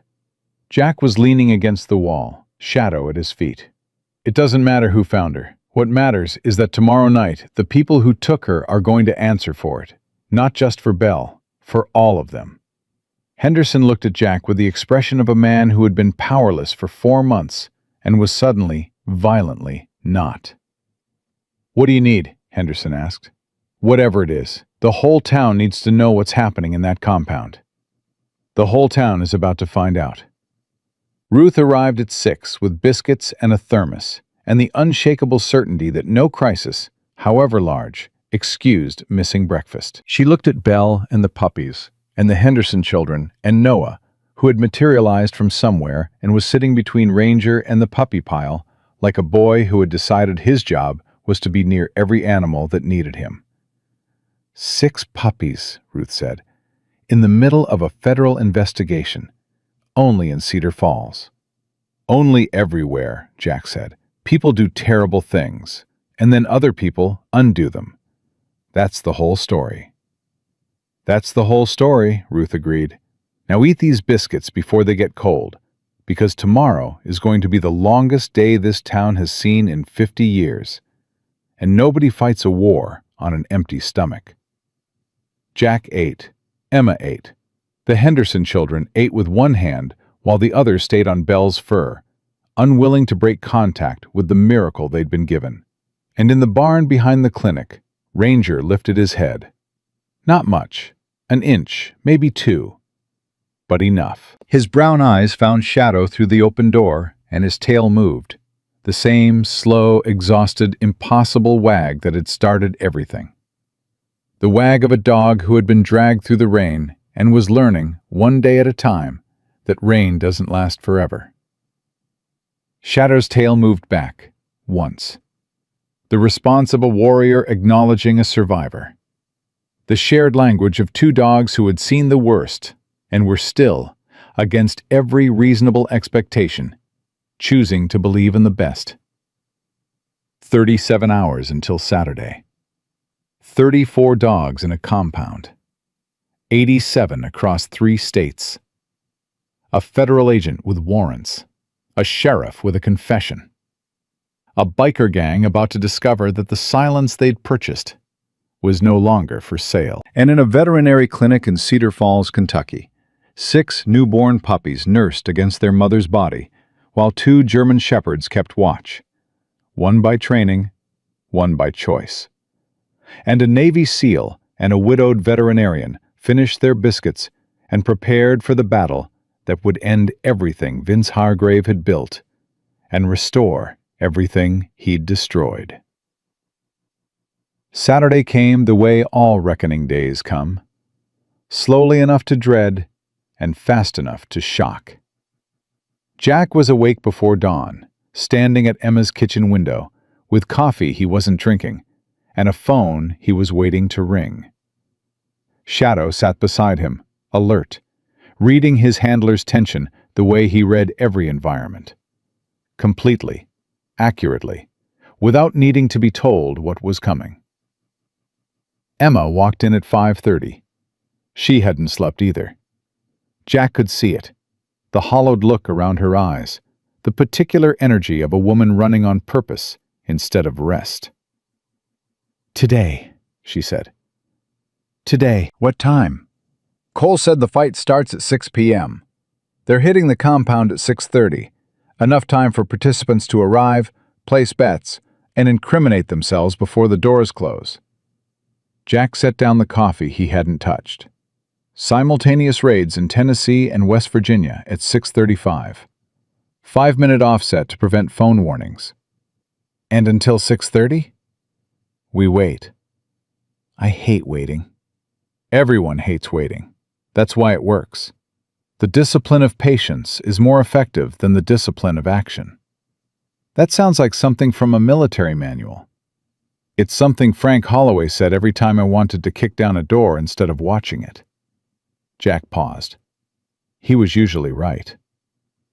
Noah appeared at 6. He'd been in the barn. Jack could tell by the hay on his pajamas, and the particular look of a boy who had started his morning with animals instead of people. At 8 years old, Noah had developed a routine that revolved around 2 German shepherds and 6 puppies, and he followed it with the kind of devotion that adults called obsessive and children called love. "Ranger stood up," Noah said. Emma stopped moving. "What?" "He stood up, by himself. His back legs were shaking, but he stood up and took 3 steps to his water bowl." Emma looked at Jack. Jack looked at her. Neither of them spoke for a moment, because the information was doing something to the room that words would have diminished, filling it with a particular electricity that happens when a creature written off by cruelty and probability decides, quietly, to disagree. "3 steps?" Emma said. "3. I counted." "Baby, that's—" Emma's voice caught. She knelt beside Noah and held his shoulders. "That's really good. That means the nerve pathways are reconnecting. His legs are learning to work again." "I told him he could do it," Noah said. "Every night. I told him his legs were going to work again because they had to, because we need him." "You told him?" "When I read to him, before the story, I tell him he's brave and his legs are going to work, and we're not going to let him go." Noah looked at his mother with Adam Dawson's eyes. Blue, direct, carrying the genetic certainty of a man who had believed in things hard enough to die for them. "He listened, Mom. Dogs listen when you tell them the truth." Emma pulled her son against her chest and held him. Jack turned to the window to give them the moment, because some things were private, even in small kitchens during federal operations, and a mother holding her son while he told her that Faith had made a dog walk was one of them. The call from Agent Cole came at 2 p.m. "We're staged. Louisville Tactical Team is in position. Knoxville and Charleston teams confirm ready. Animal rescue units from 3 counties are on standby with transport vehicles and emergency veterinary support." Cole's voice was tight, controlled. The voice of a man who had been building toward this for 3 years and was close enough to smell it. "Riggs? Confirmed. He'll be at the compound for the event. He's wearing a wire." "Good. I need one more thing from you, Mercer." "Name it." "Stay at the clinic. When the raid goes down, there will be dogs that need immediate veterinary attention. The rescue teams will transport the most critical cases to Emma's clinic first. She's the closest vet, and she knows these dogs better than anyone." "Understood." "I mean it, Jack. Stay at the clinic. This is FBI from here. You've done your part."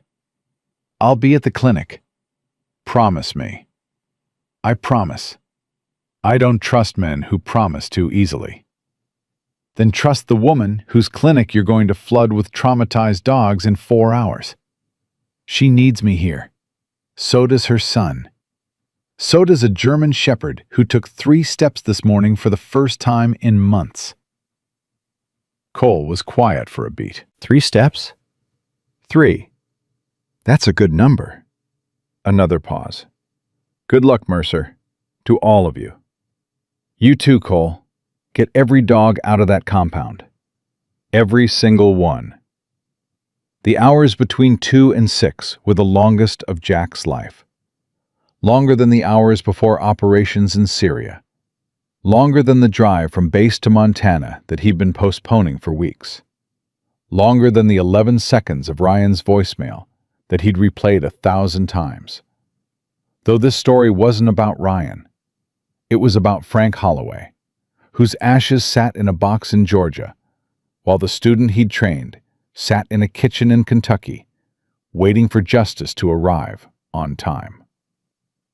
Emma prepared the clinic, organized supplies, set up emergency triage stations, called in the only veterinary technician she trusted, a woman named Pat Warren, 55, who had worked with Emma for 3 years and knew about the rescued dogs and had kept the secret, because some loyalties are stronger than fear. "How many are we expecting?" Pat asked. Potter said 20 dogs in the basement, plus however many are in the cages. Jack counted 34 on recon, so we're looking at 50-plus animals in various states of trauma. "We can't handle 50. "We'll handle what we can, and triage the rest to Lexington. Dr. Park is coordinating overflow with the state facility. But the critical cases, the fighters with fresh injuries, the bait dogs, the ones who are shutting down, those come here first. Because you know what they've been through. Because I've been treating what they've been through for 2 years. Every dog Vince Hargrave has destroyed has the same injuries, the same trauma patterns, the same broken trust. I know how to reach them, because I've been reaching them one at a time since this started." Pat nodded. "Then let's get ready." At 5:45 p.m., Jack's phone buzzed. A text from Riggs. 2 words. "They're here." At 5:50, a second text. 23 dogs in the ring area, 12 in the basement, 52 people. Vince is running the book. At 5:55. "First fight starting, 2 pit bulls. The crowd is loud." Jack showed Emma each text. She read them with her jaw locked and her hands steady, and the particular focus of a woman who had been waiting for this moment for 2 years, and was experiencing it through the tiny screen of a phone, because her battlefield was the operating table, not the compound. 12 in the basement, Emma said. Potter was right. Potter gave good intelligence. 4 years of guilt will do that. At 6:15, Riggs sent, "Second fight over. Third starting. High rollers from Tennessee betting heavy. Vince is counting cash." At 6:25. "Guard rotation changed. 6 guards now. Something feels different." Jack stared at the text. Different. The word that every operator learns to dread, because it means the variables have shifted and the plan hasn't. He typed back, "Different how?" Riggs. Vince pulled Cutter aside. Private conversation. Cutter looked at me. Jack's stomach dropped. He typed, "Get out. Now. Walk to your bike and leave." 30 seconds. No response. A minute. Nothing. Jack's fingers tightened on the phone. "What is it?" Emma asked. "Riggs may be compromised." "What does that mean?" "It means Vince might know he's wearing a wire." Emma's face went white. "If Vince finds out before the FBI—" "I know." Jack called Cole, straight to voicemail. The agent was in operational mode. Comms restricted, phone silenced. Standard procedure. Terrible timing. He called Danny. "Danny, I think Riggs is burned. Vince pulled his lieutenant aside for a private conversation, and the lieutenant was looking at Riggs." "How long ago?" 3 minutes. "The raid is in 5 minutes, Jack. Even if Riggs is compromised, the teams are already moving. There's nothing you can do. If Vince finds the wire before the teams breach, then the FBI will deal with it. They've reached worse situations than a biker with a discovery. Jack, stay where you are. Danny, stay where you are." Jack hung up, looked at Shadow. The dog was already on his feet, reading the change in his handler's body. The shift from waiting to wired. From patience to the particular restlessness that preceded every operation in Syria when the clock was counting and the variables were wrong. "Easy," Jack told Shadow. Told himself. Easy. At 6:29, Riggs' phone went dark. No more texts. No calls. The screen on Jack's phone showed the last message. Cutter looked at me. Frozen in the digital amber of a conversation that had stopped. At 6:30, Jack heard it. Distant, but distinct. The sound of helicopters. Then sirens. Many sirens. The full-throated chorus of a federal operation deploying on a target with the coordinated fury of an institution that had been patient for 3 years and was finished waiting. Jack stood at the window. Emma stood beside him. Noah was in the barn with Ranger and Shadow, because the boy's instinct during crisis was always to go to the animals. The beings that couldn't tell him what was happening, but whose presence made the not knowing bearable. The sirens grew, peaked, held. And then, from 8 miles away, carried by the night air with a clarity that only rural silence allows, came the sounds of doors being breached, and commands being shouted, and the barking of dozens of dogs responding to the chaos of their liberation with the only voice they had. "It's happening," Emma whispered. "It's happening." They stood at the window for 20 minutes, listening, waiting. Jack's phone stayed silent. The operational blackout held. Somewhere 8 miles away, 3 years of investigation and 2 years of rescue and 4 days of planning were converging on a fenced compound where a man who tortured animals for profit was learning that the silence he'd purchased had been revoked. At 6:52, Jack's phone rang. Cole. "We have the compound. 31 dogs recovered from the exterior cages, 14 from the basement. Potter was off by 2. 54 human arrests, including Vince Hargrave. He was in the ring when we breached, literally standing over 2 dogs. The image is going to make every news outlet in the country." "Riggs? Your boy is fine. Vince did find the wire, 2 minutes before we breached. Cutter had Riggs on the ground when the tactical team came through the door. Another 60 seconds, and it would have been different." "Is he hurt?" "Bruised, scared, but his testimony is intact, and his wire captured 47 minutes of operational audio, including Vince directing fights, counting money, and discussing the sourcing of dogs from Tennessee." Cole exhaled. "It's done, Jack. Tennessee compound hit at 6:35. West Virginia at 6:35. All 3 operations successful. 87 dogs recovered across 3 states. 87. 87 living animals who were being tortured for entertainment and profit. 61 human arrests. And the largest coordinated animal fighting bust in FBI history. Jack sat down. Not because his legs gave out. Because the weight he'd been carrying since a gas station parking lot in a rainstorm suddenly redistributed, and his body needed a moment to find its new center of gravity. "Thank you, Cole. Don't thank me. Thank the vet who kept records for 2 years. Thank the kid who scared a 24-year-old biker into confessing. Thank a German shepherd who wagged his tail after 8 months of torture and reminded a grown man that forgiveness was possible." Cole paused. "And thank yourself. You picked up a dog in the rain. That's where this started. That's where it always starts. Someone picks something up instead of walking past." The dogs started arriving at Emma's clinic at 7:30. The rescue teams brought the most critical cases first. Animals with fresh fight injuries, dogs in shock, dogs whose bodies had been pushed past endurance and were shutting down the way overloaded systems shut down, one function at a time. Emma worked. Pat worked beside her.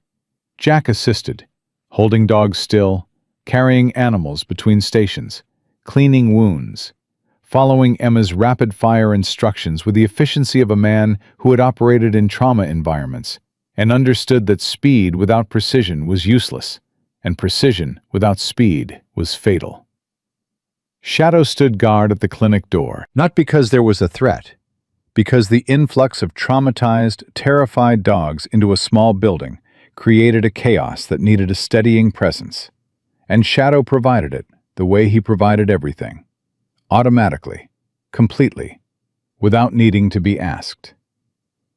The first dog was a pit bull with a torn ear and a gash across his chest that was still bleeding. Emma cleaned it, sutured it, administered antibiotics and pain medication, and moved to the next. A beagle mix, dehydrated, cowering, refusing to be touched until Emma's hands found the exact pressure and the exact patience that told the animal, in the language that existed before words, "I'm not one of them." A terrier with 3 broken teeth, a retriever mix with burns on his back, a shepherd mix, young, maybe 2, with fight scars so fresh the blood was still wet. Dog after dog, hour after hour, Emma's hands moved with the tireless precision of a woman who had been training for this moment for 2 years, who had saved 11 dogs one at a time and was now saving them in a flood, and whose body knew, even when her mind screamed that it was too much, too many, too broken, that stopping was not an option, because stopping meant something died. By midnight, they had treated 23 dogs. 14 were stabilized at the clinic. 9 were transported to the state facility in Lexington. The remaining dogs from the raid were being treated at emergency facilities across 3 counties. Emma sat on the clinic floor at 12:30 a.m. Her scrubs were stained. Her hands were raw. Her eyes held the glazed, 1,000-yard look that Jack recognized from combat medics after mass casualty events. The look of someone who had processed more suffering in 6 hours than most people process in a lifetime. 23, she said. 23 tonight. 11 in the barn, Belle, and 6 puppies. That's 41 animals alive because of you. Because of us. Because of you, Emma. I've been here 4 days. You've been here 2 years. 2 years of losing. Tonight was the first time I won. You didn't win tonight. You won every time you pulled a dog out of a ditch and put it back together and hid it in your barn. You won when nobody was watching and nobody was helping, and the math said quit, and you said no. Jack sat beside her on the floor. Tonight, the world caught up to where you've been standing alone. Emma leaned her head back against the wall. Adam would have been here, right here, on this floor, covered in dog blood and telling me I'm incredible. You are incredible. You're not Adam. No, but I'm here. She looked at him. The look lasted longer than it should have. Longer than 2 people who had known each other for 4 days had earned. Shorter than 2 people who had survived what they'd survived together deserved. Yeah, She said. you are. Noah found them on the clinic floor at 1 a.m. He'd fallen asleep in the barn with Ranger in shadow and woken to the sound of Emma's voice. He stood in the doorway in his pajamas, hay in his hair, holding Ranger's blanket. Mom, are the dogs okay? The dogs are okay, baby. We helped a lot of them tonight. How many? 23. Noah processed this with a grave arithmetic of a child who understood numbers as lives. And the ones at the bad place? All of them, Noah. Every single dog was rescued. 87 across 3 states. 87. He said the number the way a child says a number that's too big to hold and too important to drop. That's a lot of dogs. That's a lot of dogs. And the bad man? The bad man is in jail. He's not going to hurt any more animals. Noah stood still for a moment. Then he walked to his mother and sat beside her on the floor and put his head on her shoulder. He didn't cry. He didn't cheer. He did something quieter and more permanent. He exhaled. The long, full, releasing breath of a child who had been carrying a weight he never should have known existed and was setting it down. Dad would be proud, Noah said. Emma's arm went around him. Yeah, baby. Dad would be so proud. Of you. Of all of us. Mom? Yeah? Ranger walked 5 steps today. Not 3, 5. I didn't want to say until it was real. But it's real. I counted. 5 steps. From 3 to 5 in one day. A dog who couldn't stand a week ago, who had been dragged behind a motorcycle and left for dead, walking 5 steps across a barn floor because a boy told him every night that his legs would work, and he believed it. 5 steps, Emma whispered. Tomorrow, I think he'll do 7. Why 7? Because that's how many puppies there are. 6 plus him. 7 is the whole family. Jack looked at this boy, 8 years old, fatherless, sitting on the floor of a veterinary clinic at 1 in the morning, surrounded by the aftermath of a federal raid and counting a tortured dog's steps like a mathematician counting miracles, and thought about Frank Holloway. Frank, who had spent 30 years teaching SEALs that the mission was never about the objective. It was about the people you were protecting, the ones who couldn't fight for themselves, the ones whose only weapon was hope, and whose only defense was someone willing to stand between them and the darkness. "I need to go to Georgia," Jack said quietly. Emma looked at him. I know. Frank's ashes. I've been driving toward them for 3 weeks and stopping everywhere else. You stopped here because a dog needed you. I stopped here because Shadow barked, and then a woman with 11 dogs in a barn needed help. And then a boy started reading to a broken shepherd, and the shepherd started walking. And then the FBI took down the largest dogfighting network in Kentucky history. And suddenly, Georgia feels very far away. It's 7 hours. I know how far it is. Then go. Get Frank. Bring him home. Where's home? Emma held his gaze. The same question he'd asked himself for 6 weeks. Since Syria. Since the blast. Since the papers stamped and the uniform folded, and the world outside the military proved to be larger and quieter and more disorienting than any combat zone. Come back and find out, she said. Is that an invitation? It's an observation. Your dog adopted my son's dog. Your training saved our town. And you're sitting on my clinic floor at 1 in the morning covered in dog blood, and you haven't complained once. She paused. That's either love or insanity. In my experience, they're the same thing.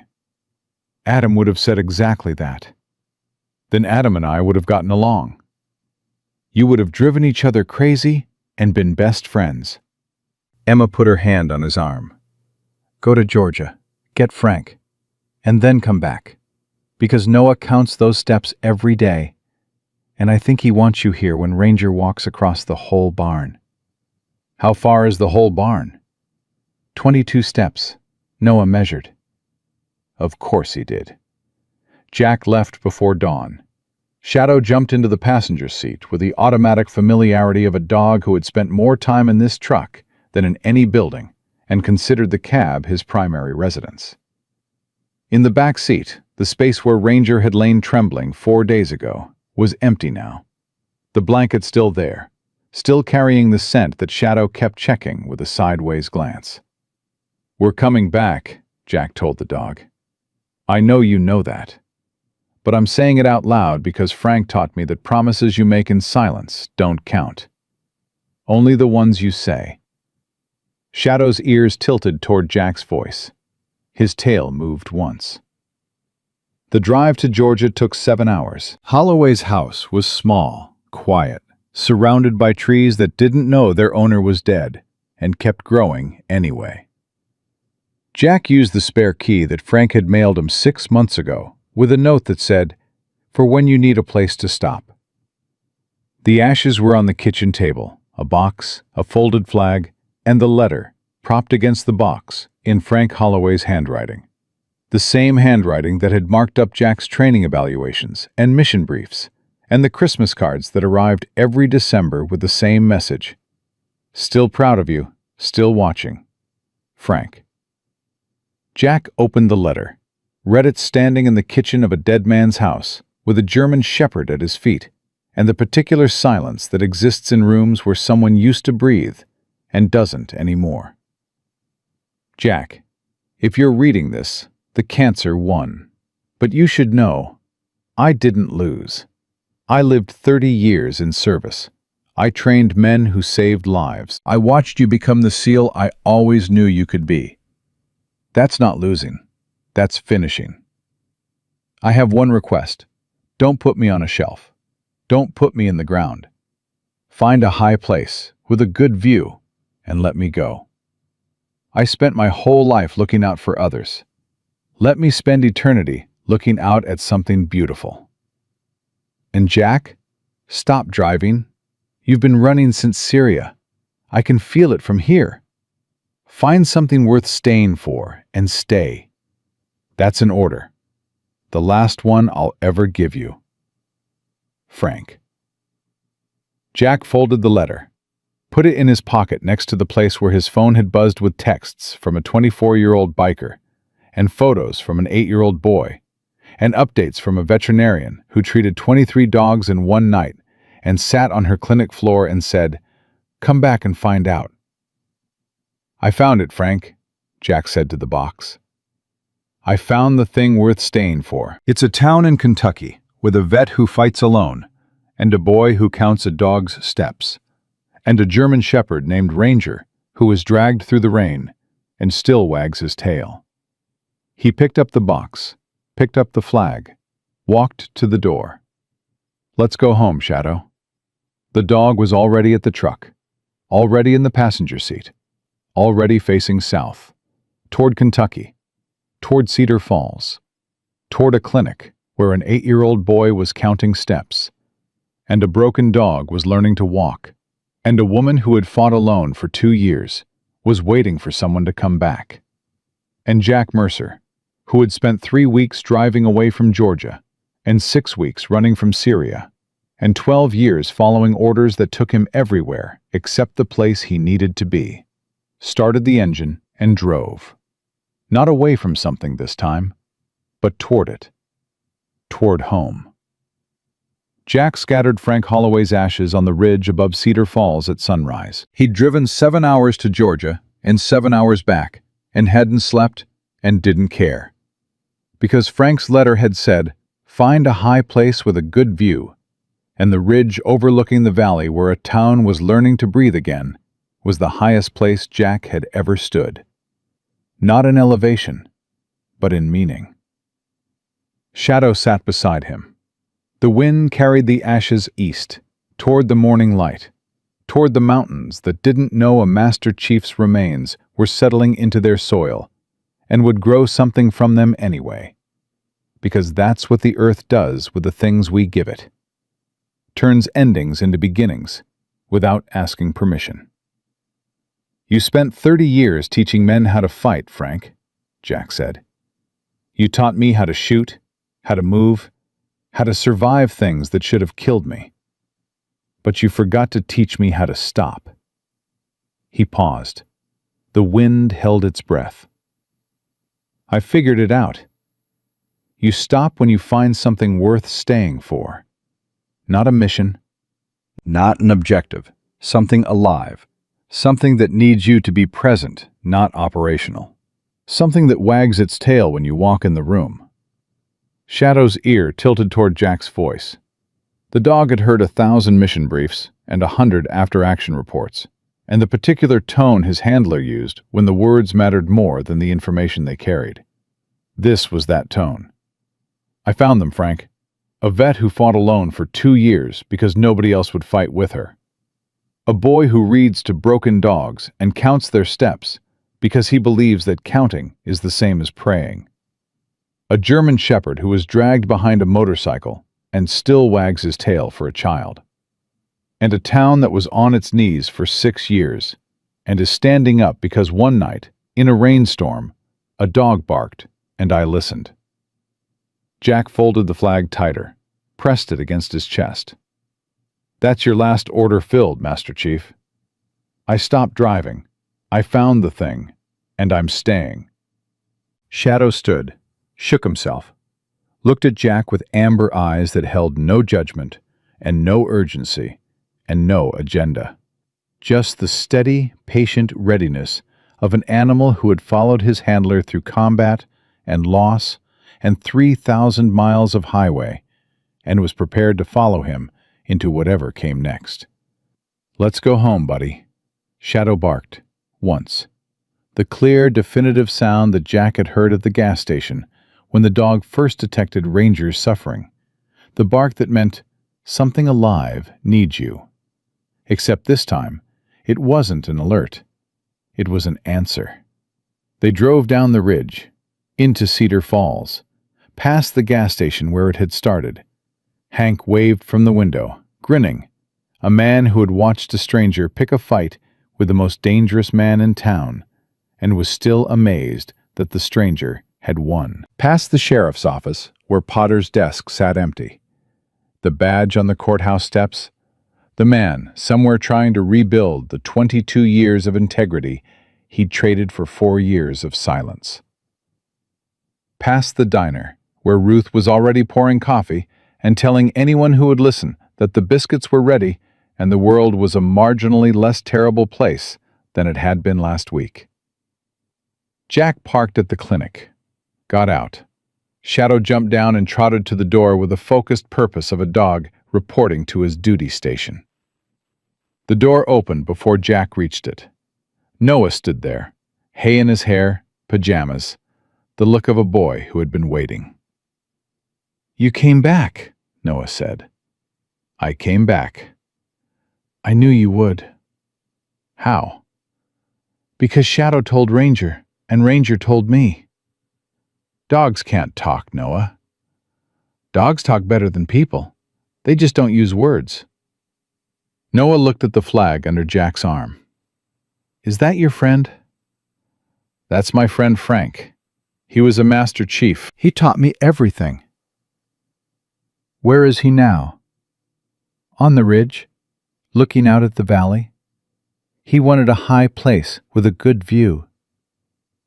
Noah considered this with the serious attention of a child who understood death not as an abstract concept, but as a lived experience.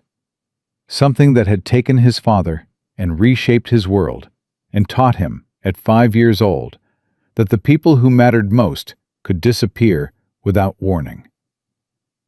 "Can I visit him?" Noah asked. "On the ridge?" "Anytime you want." "I'll bring Ranger, when he can walk that far." "How many steps today?" Noah's face broke into the first full smile Jack had seen from him. Not the cautious, measured half-smiles of a boy protecting himself, but the wide, reckless, unguarded grin of a child experiencing joy without hedging against its loss. 9, Noah said. 9 steps. And he didn't shake on any of them. 9. That's almost double. Tomorrow will be more. I know it. I believe you. Because I'm right? Because you've been right about everything since I met you. Emma appeared behind Noah. She looked at Jack, at the flag, at Shadow, who had already gone inside and was heading to the barn with the directional certainty of a dog who had somewhere specific to be and someone specific to see. "Georgia?" she asked. "Done." "Frank?" "On the ridge, best view in Cedar Falls." "He picked well." "He didn't pick. I did." Jack held her eyes. "His letter said find a high place with a good view. This is the view I chose."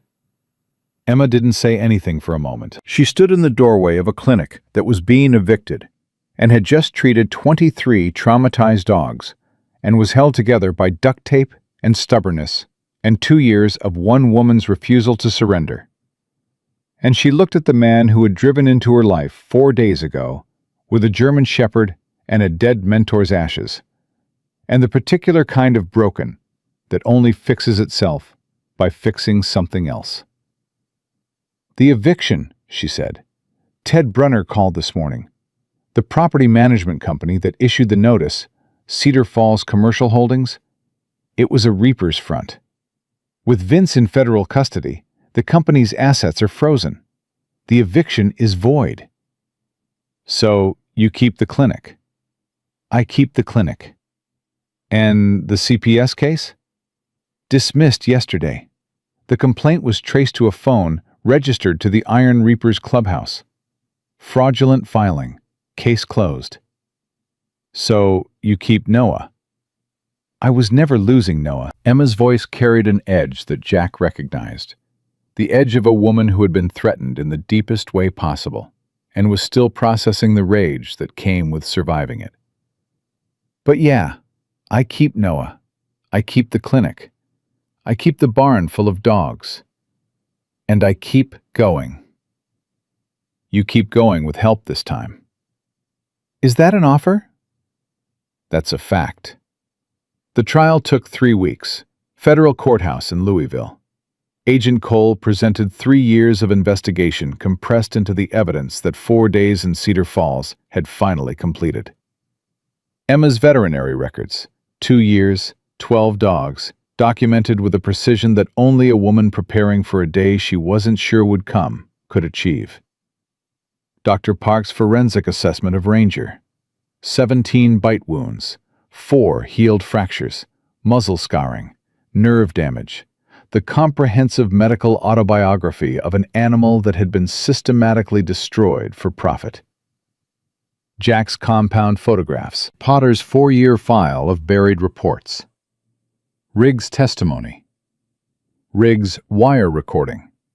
47 minutes of Vince Hargrave directing fights, handling cash, and discussing the sourcing of dogs from shelters and stolen yards, with the casual efficiency of a man managing inventory instead of lives. And the record book, found in the compound office during the raid.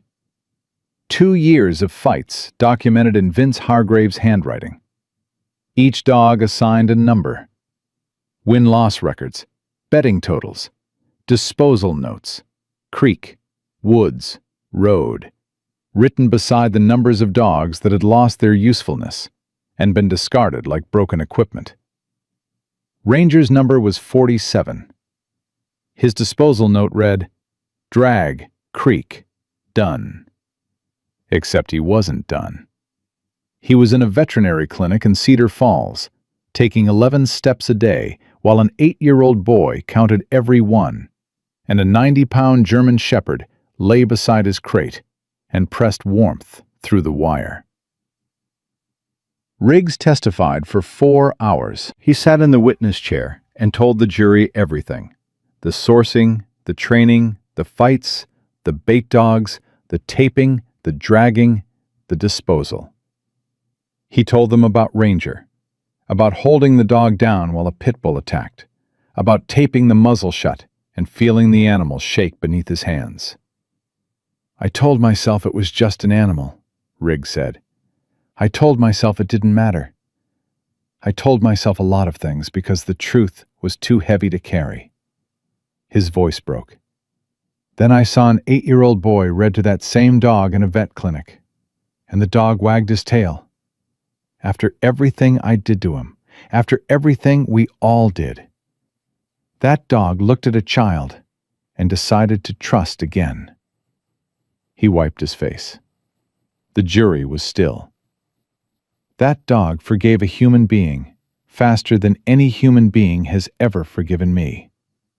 And I realized, if an animal that's been tortured for 8 months can still choose trust, then a person who's been making excuses for 2 years can choose the truth." The prosecutor asked, "Why are you testifying today?" "Because I have a 14-year-old sister, and I want her to know that I did one right thing." Vince Hargrave was convicted on all counts: federal racketeering, animal fighting conspiracy, interstate transport of animals for fighting purposes, organized criminal gambling, witness intimidation, arson, Paul Driscoll's garage reopened by federal investigators who found accelerant traces that the local fire department had somehow missed. 28 years. Federal prison. No parole. Cutter, 20 years. The county animal control officer, Vince's cousin, fired, charged, convicted, 8 years. Judge dismissed, pending investigation. 14 additional arrests across 3 states. Riggs received a reduced sentence, 18 months, minimum security, in exchange for his cooperation. His 14-year-old sister came to every hearing. She held his hand through the glass partition and told him she was proud of him. And Riggs cried every time, because the words he'd been afraid to earn were the only words that mattered. 87 dogs, all rescued, all treated, all placed. The process took months.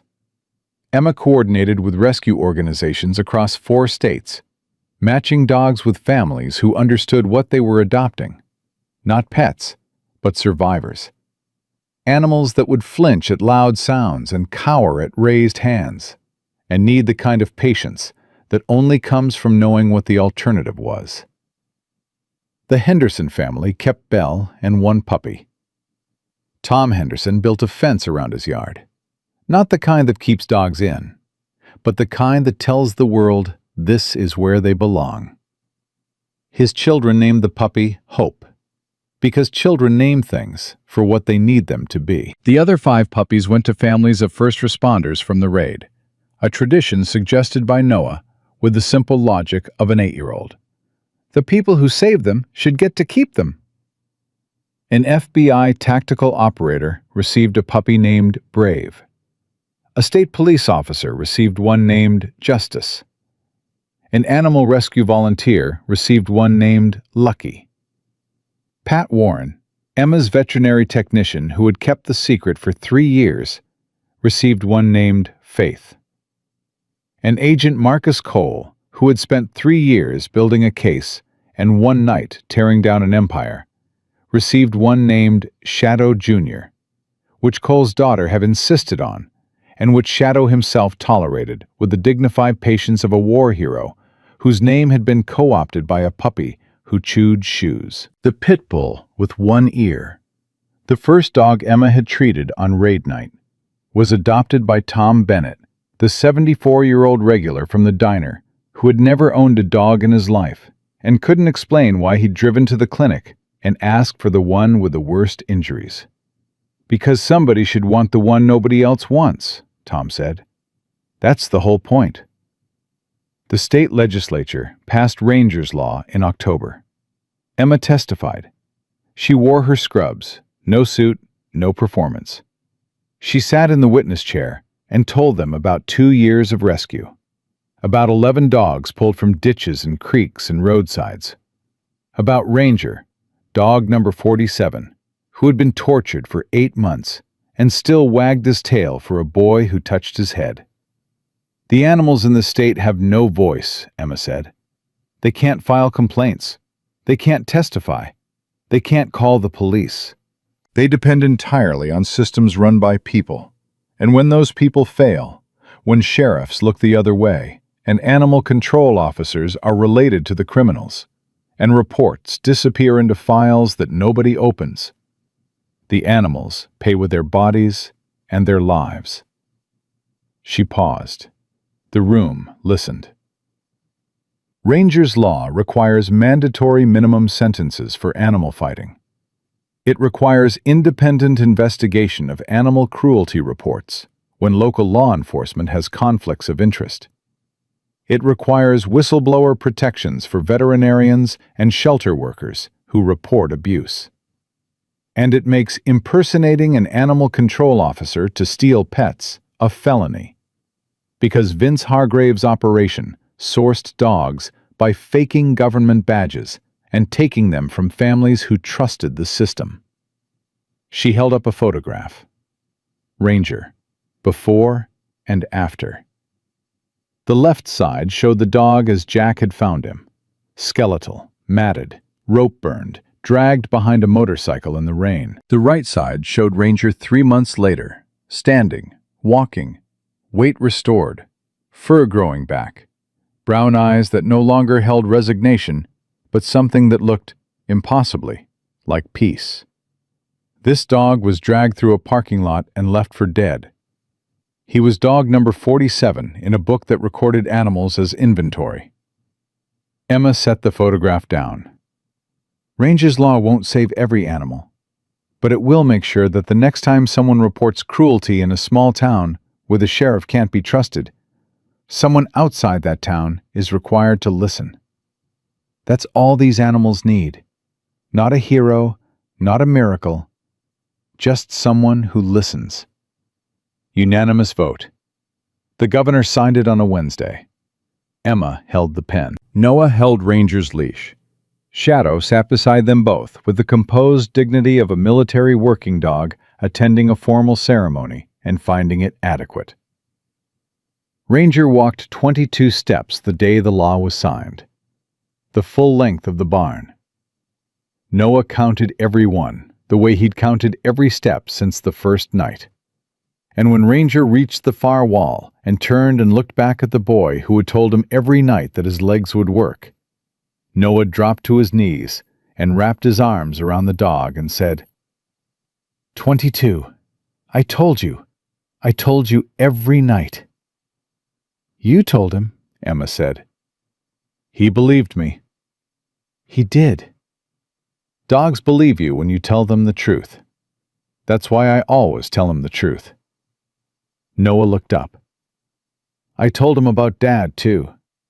I told him Dad was a soldier, and he was brave, and he died helping people.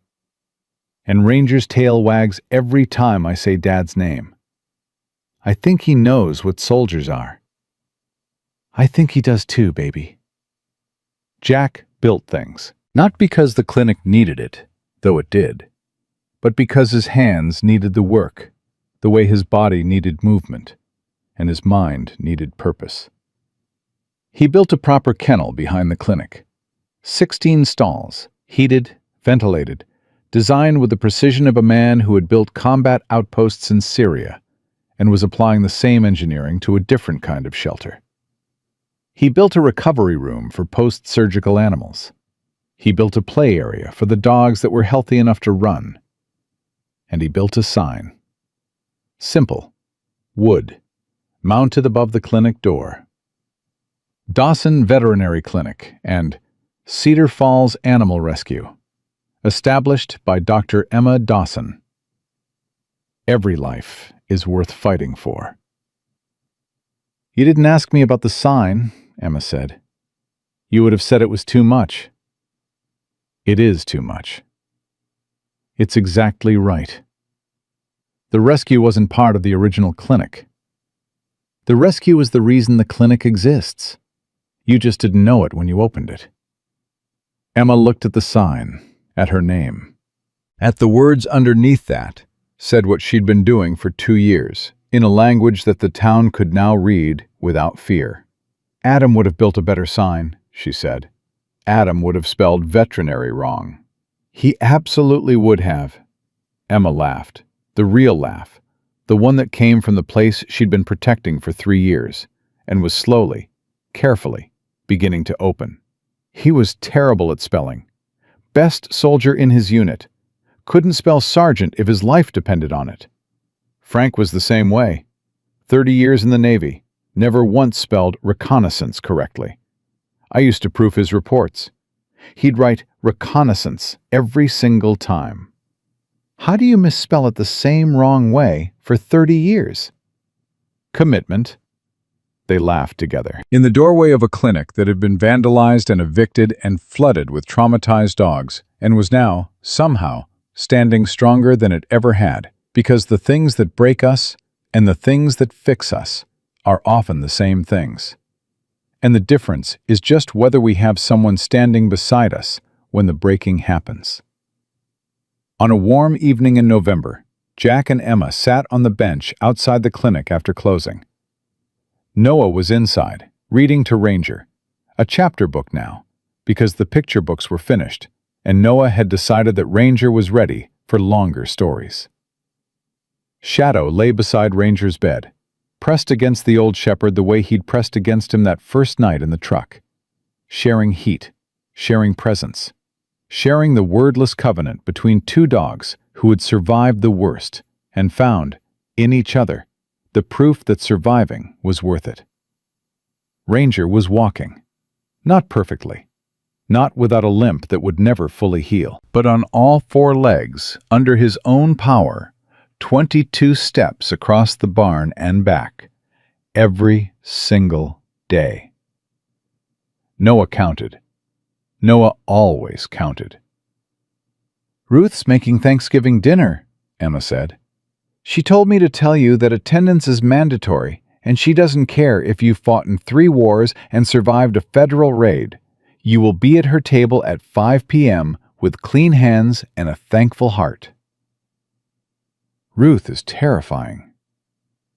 Ruth is 72 years old and survived a mining explosion and a son-in-law's death and a granddaughter-in-law who hides dogs in barns.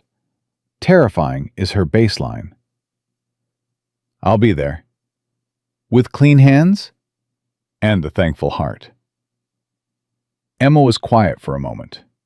The evening held its breath, the way evenings do when something is about to be said that changes the shape of what comes after. "Jack?" "Yeah?" "Thank you for stopping." "I didn't stop. Shadow barked."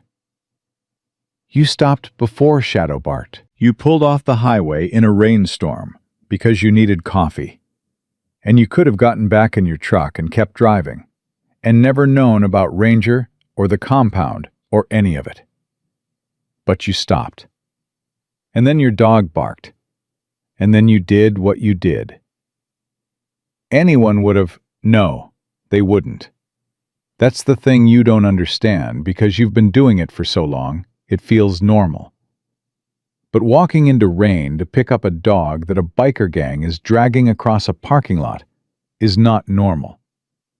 Confronting armed men in a strange town is not normal. Breaking into a fenced compound at midnight to rescue a pregnant shepherd is not normal. Emma turned to face him. "You are not normal, Jack Mercer.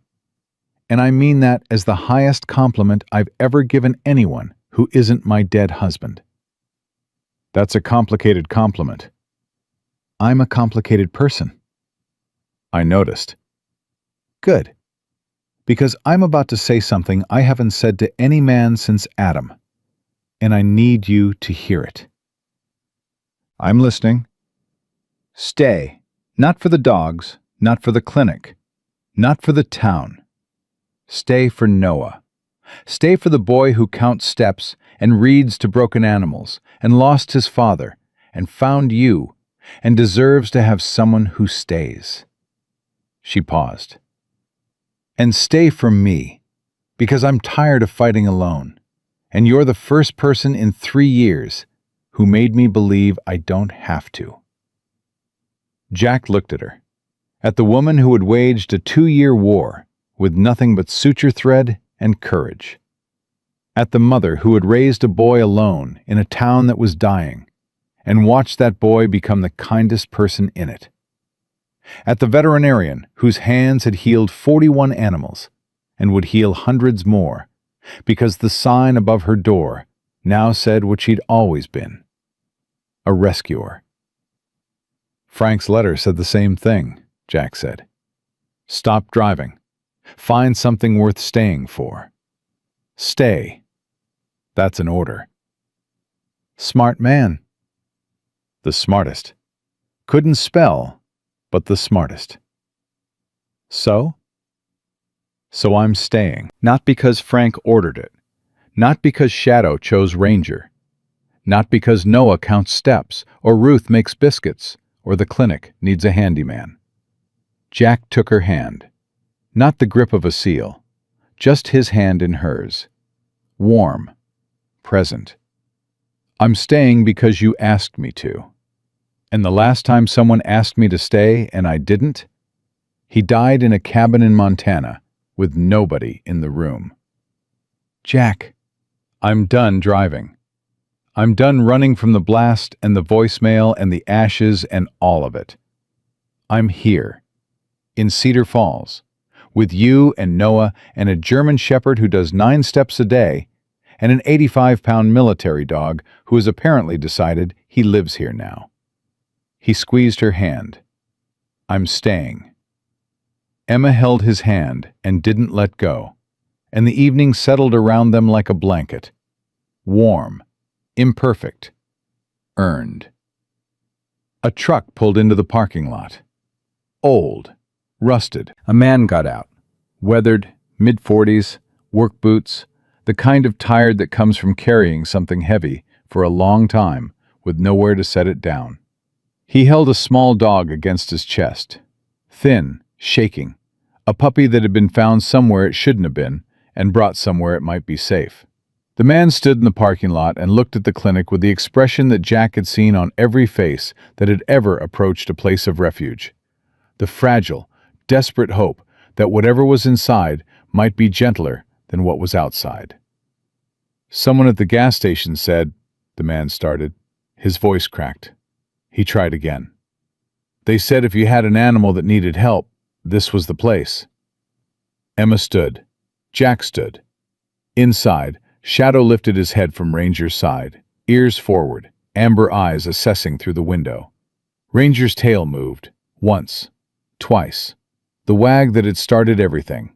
The wag that had survived the rope and the ring and the rain. "Come inside," Emma said. "Let me see what we've been working with." The man stepped forward. The puppy pressed against his chest. And the door opened the way doors open in places where the word rescue isn't a program or a policy, but a promise. Wide, warm, and without conditions.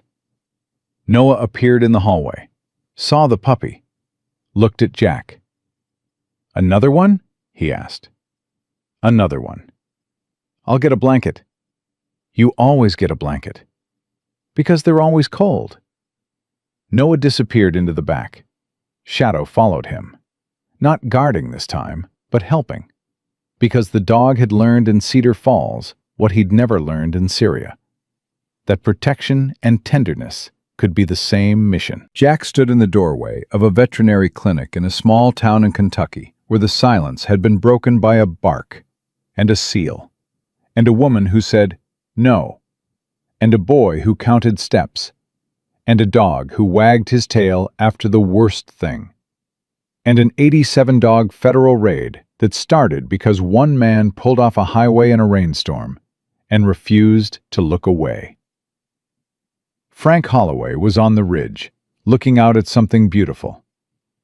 Adam Dawson was in Iraq, alive in the eyes of a son who had his courage, and the hands of a wife who had his heart. Torres and Beckett were in Syria, alive in the dog who had tried to save them, and now saved others instead. Ranger was in the barn, taking 9 steps a day, and listening to stories, and proving, with every step, that cruelty doesn't get the last word. Hope does. One step at a time. Sometimes God doesn't send miracles as thunder. He sends them as a soldier who stops for coffee in a rainstorm. A dog who barks at the right moment. A veterinarian who opens her barn when every door in town is closed. A boy who reads to a broken animal until it remembers that not every human hand brings pain. A biker who cries in the dark because a dog's forgiveness was bigger than his cruelty. And a German shepherd named Ranger, dog number 47, who was dragged behind a motorcycle and left for dead, and still, against every reason, against every probability, against every broken thing this world had done to him, chose to wag his tail. That's not biology. That's not instinct. That's grace. The stubborn, defiant, unbreakable grace of a creature who had every right to stop hoping, and didn't. If this story moved you, share it with someone who needs to hear it. Because somewhere, right now, a dog is being hurt in a place nobody can see. Somewhere, a child is holding an animal and whispering promises that the adults around them have stopped believing. Somewhere, a soldier is driving through the dark, looking for a reason to pull over. They need to know that the door is open. They need to know that someone stopped. Drop your city in the comments. Type Amen if you believe that every life, every single life, 2 legs or 4, is worth fighting for. Subscribe, because these stories need to be told, and the voiceless need people willing to speak for them. May God bless you and protect every creature He placed on this earth. May He grant you the courage to stop when you see suffering, the strength to stay when the fight gets hard, and the grace to forgive the way a dog forgives, completely, instantly, without conditions. May He remind you every single day that the measure of a person isn't how they treat the powerful, it's how they treat the ones who cannot fight back. God bless you all. Thank you for watching. And remember, one bark, one step, one act of stubborn, reckless love can change everything. Everything.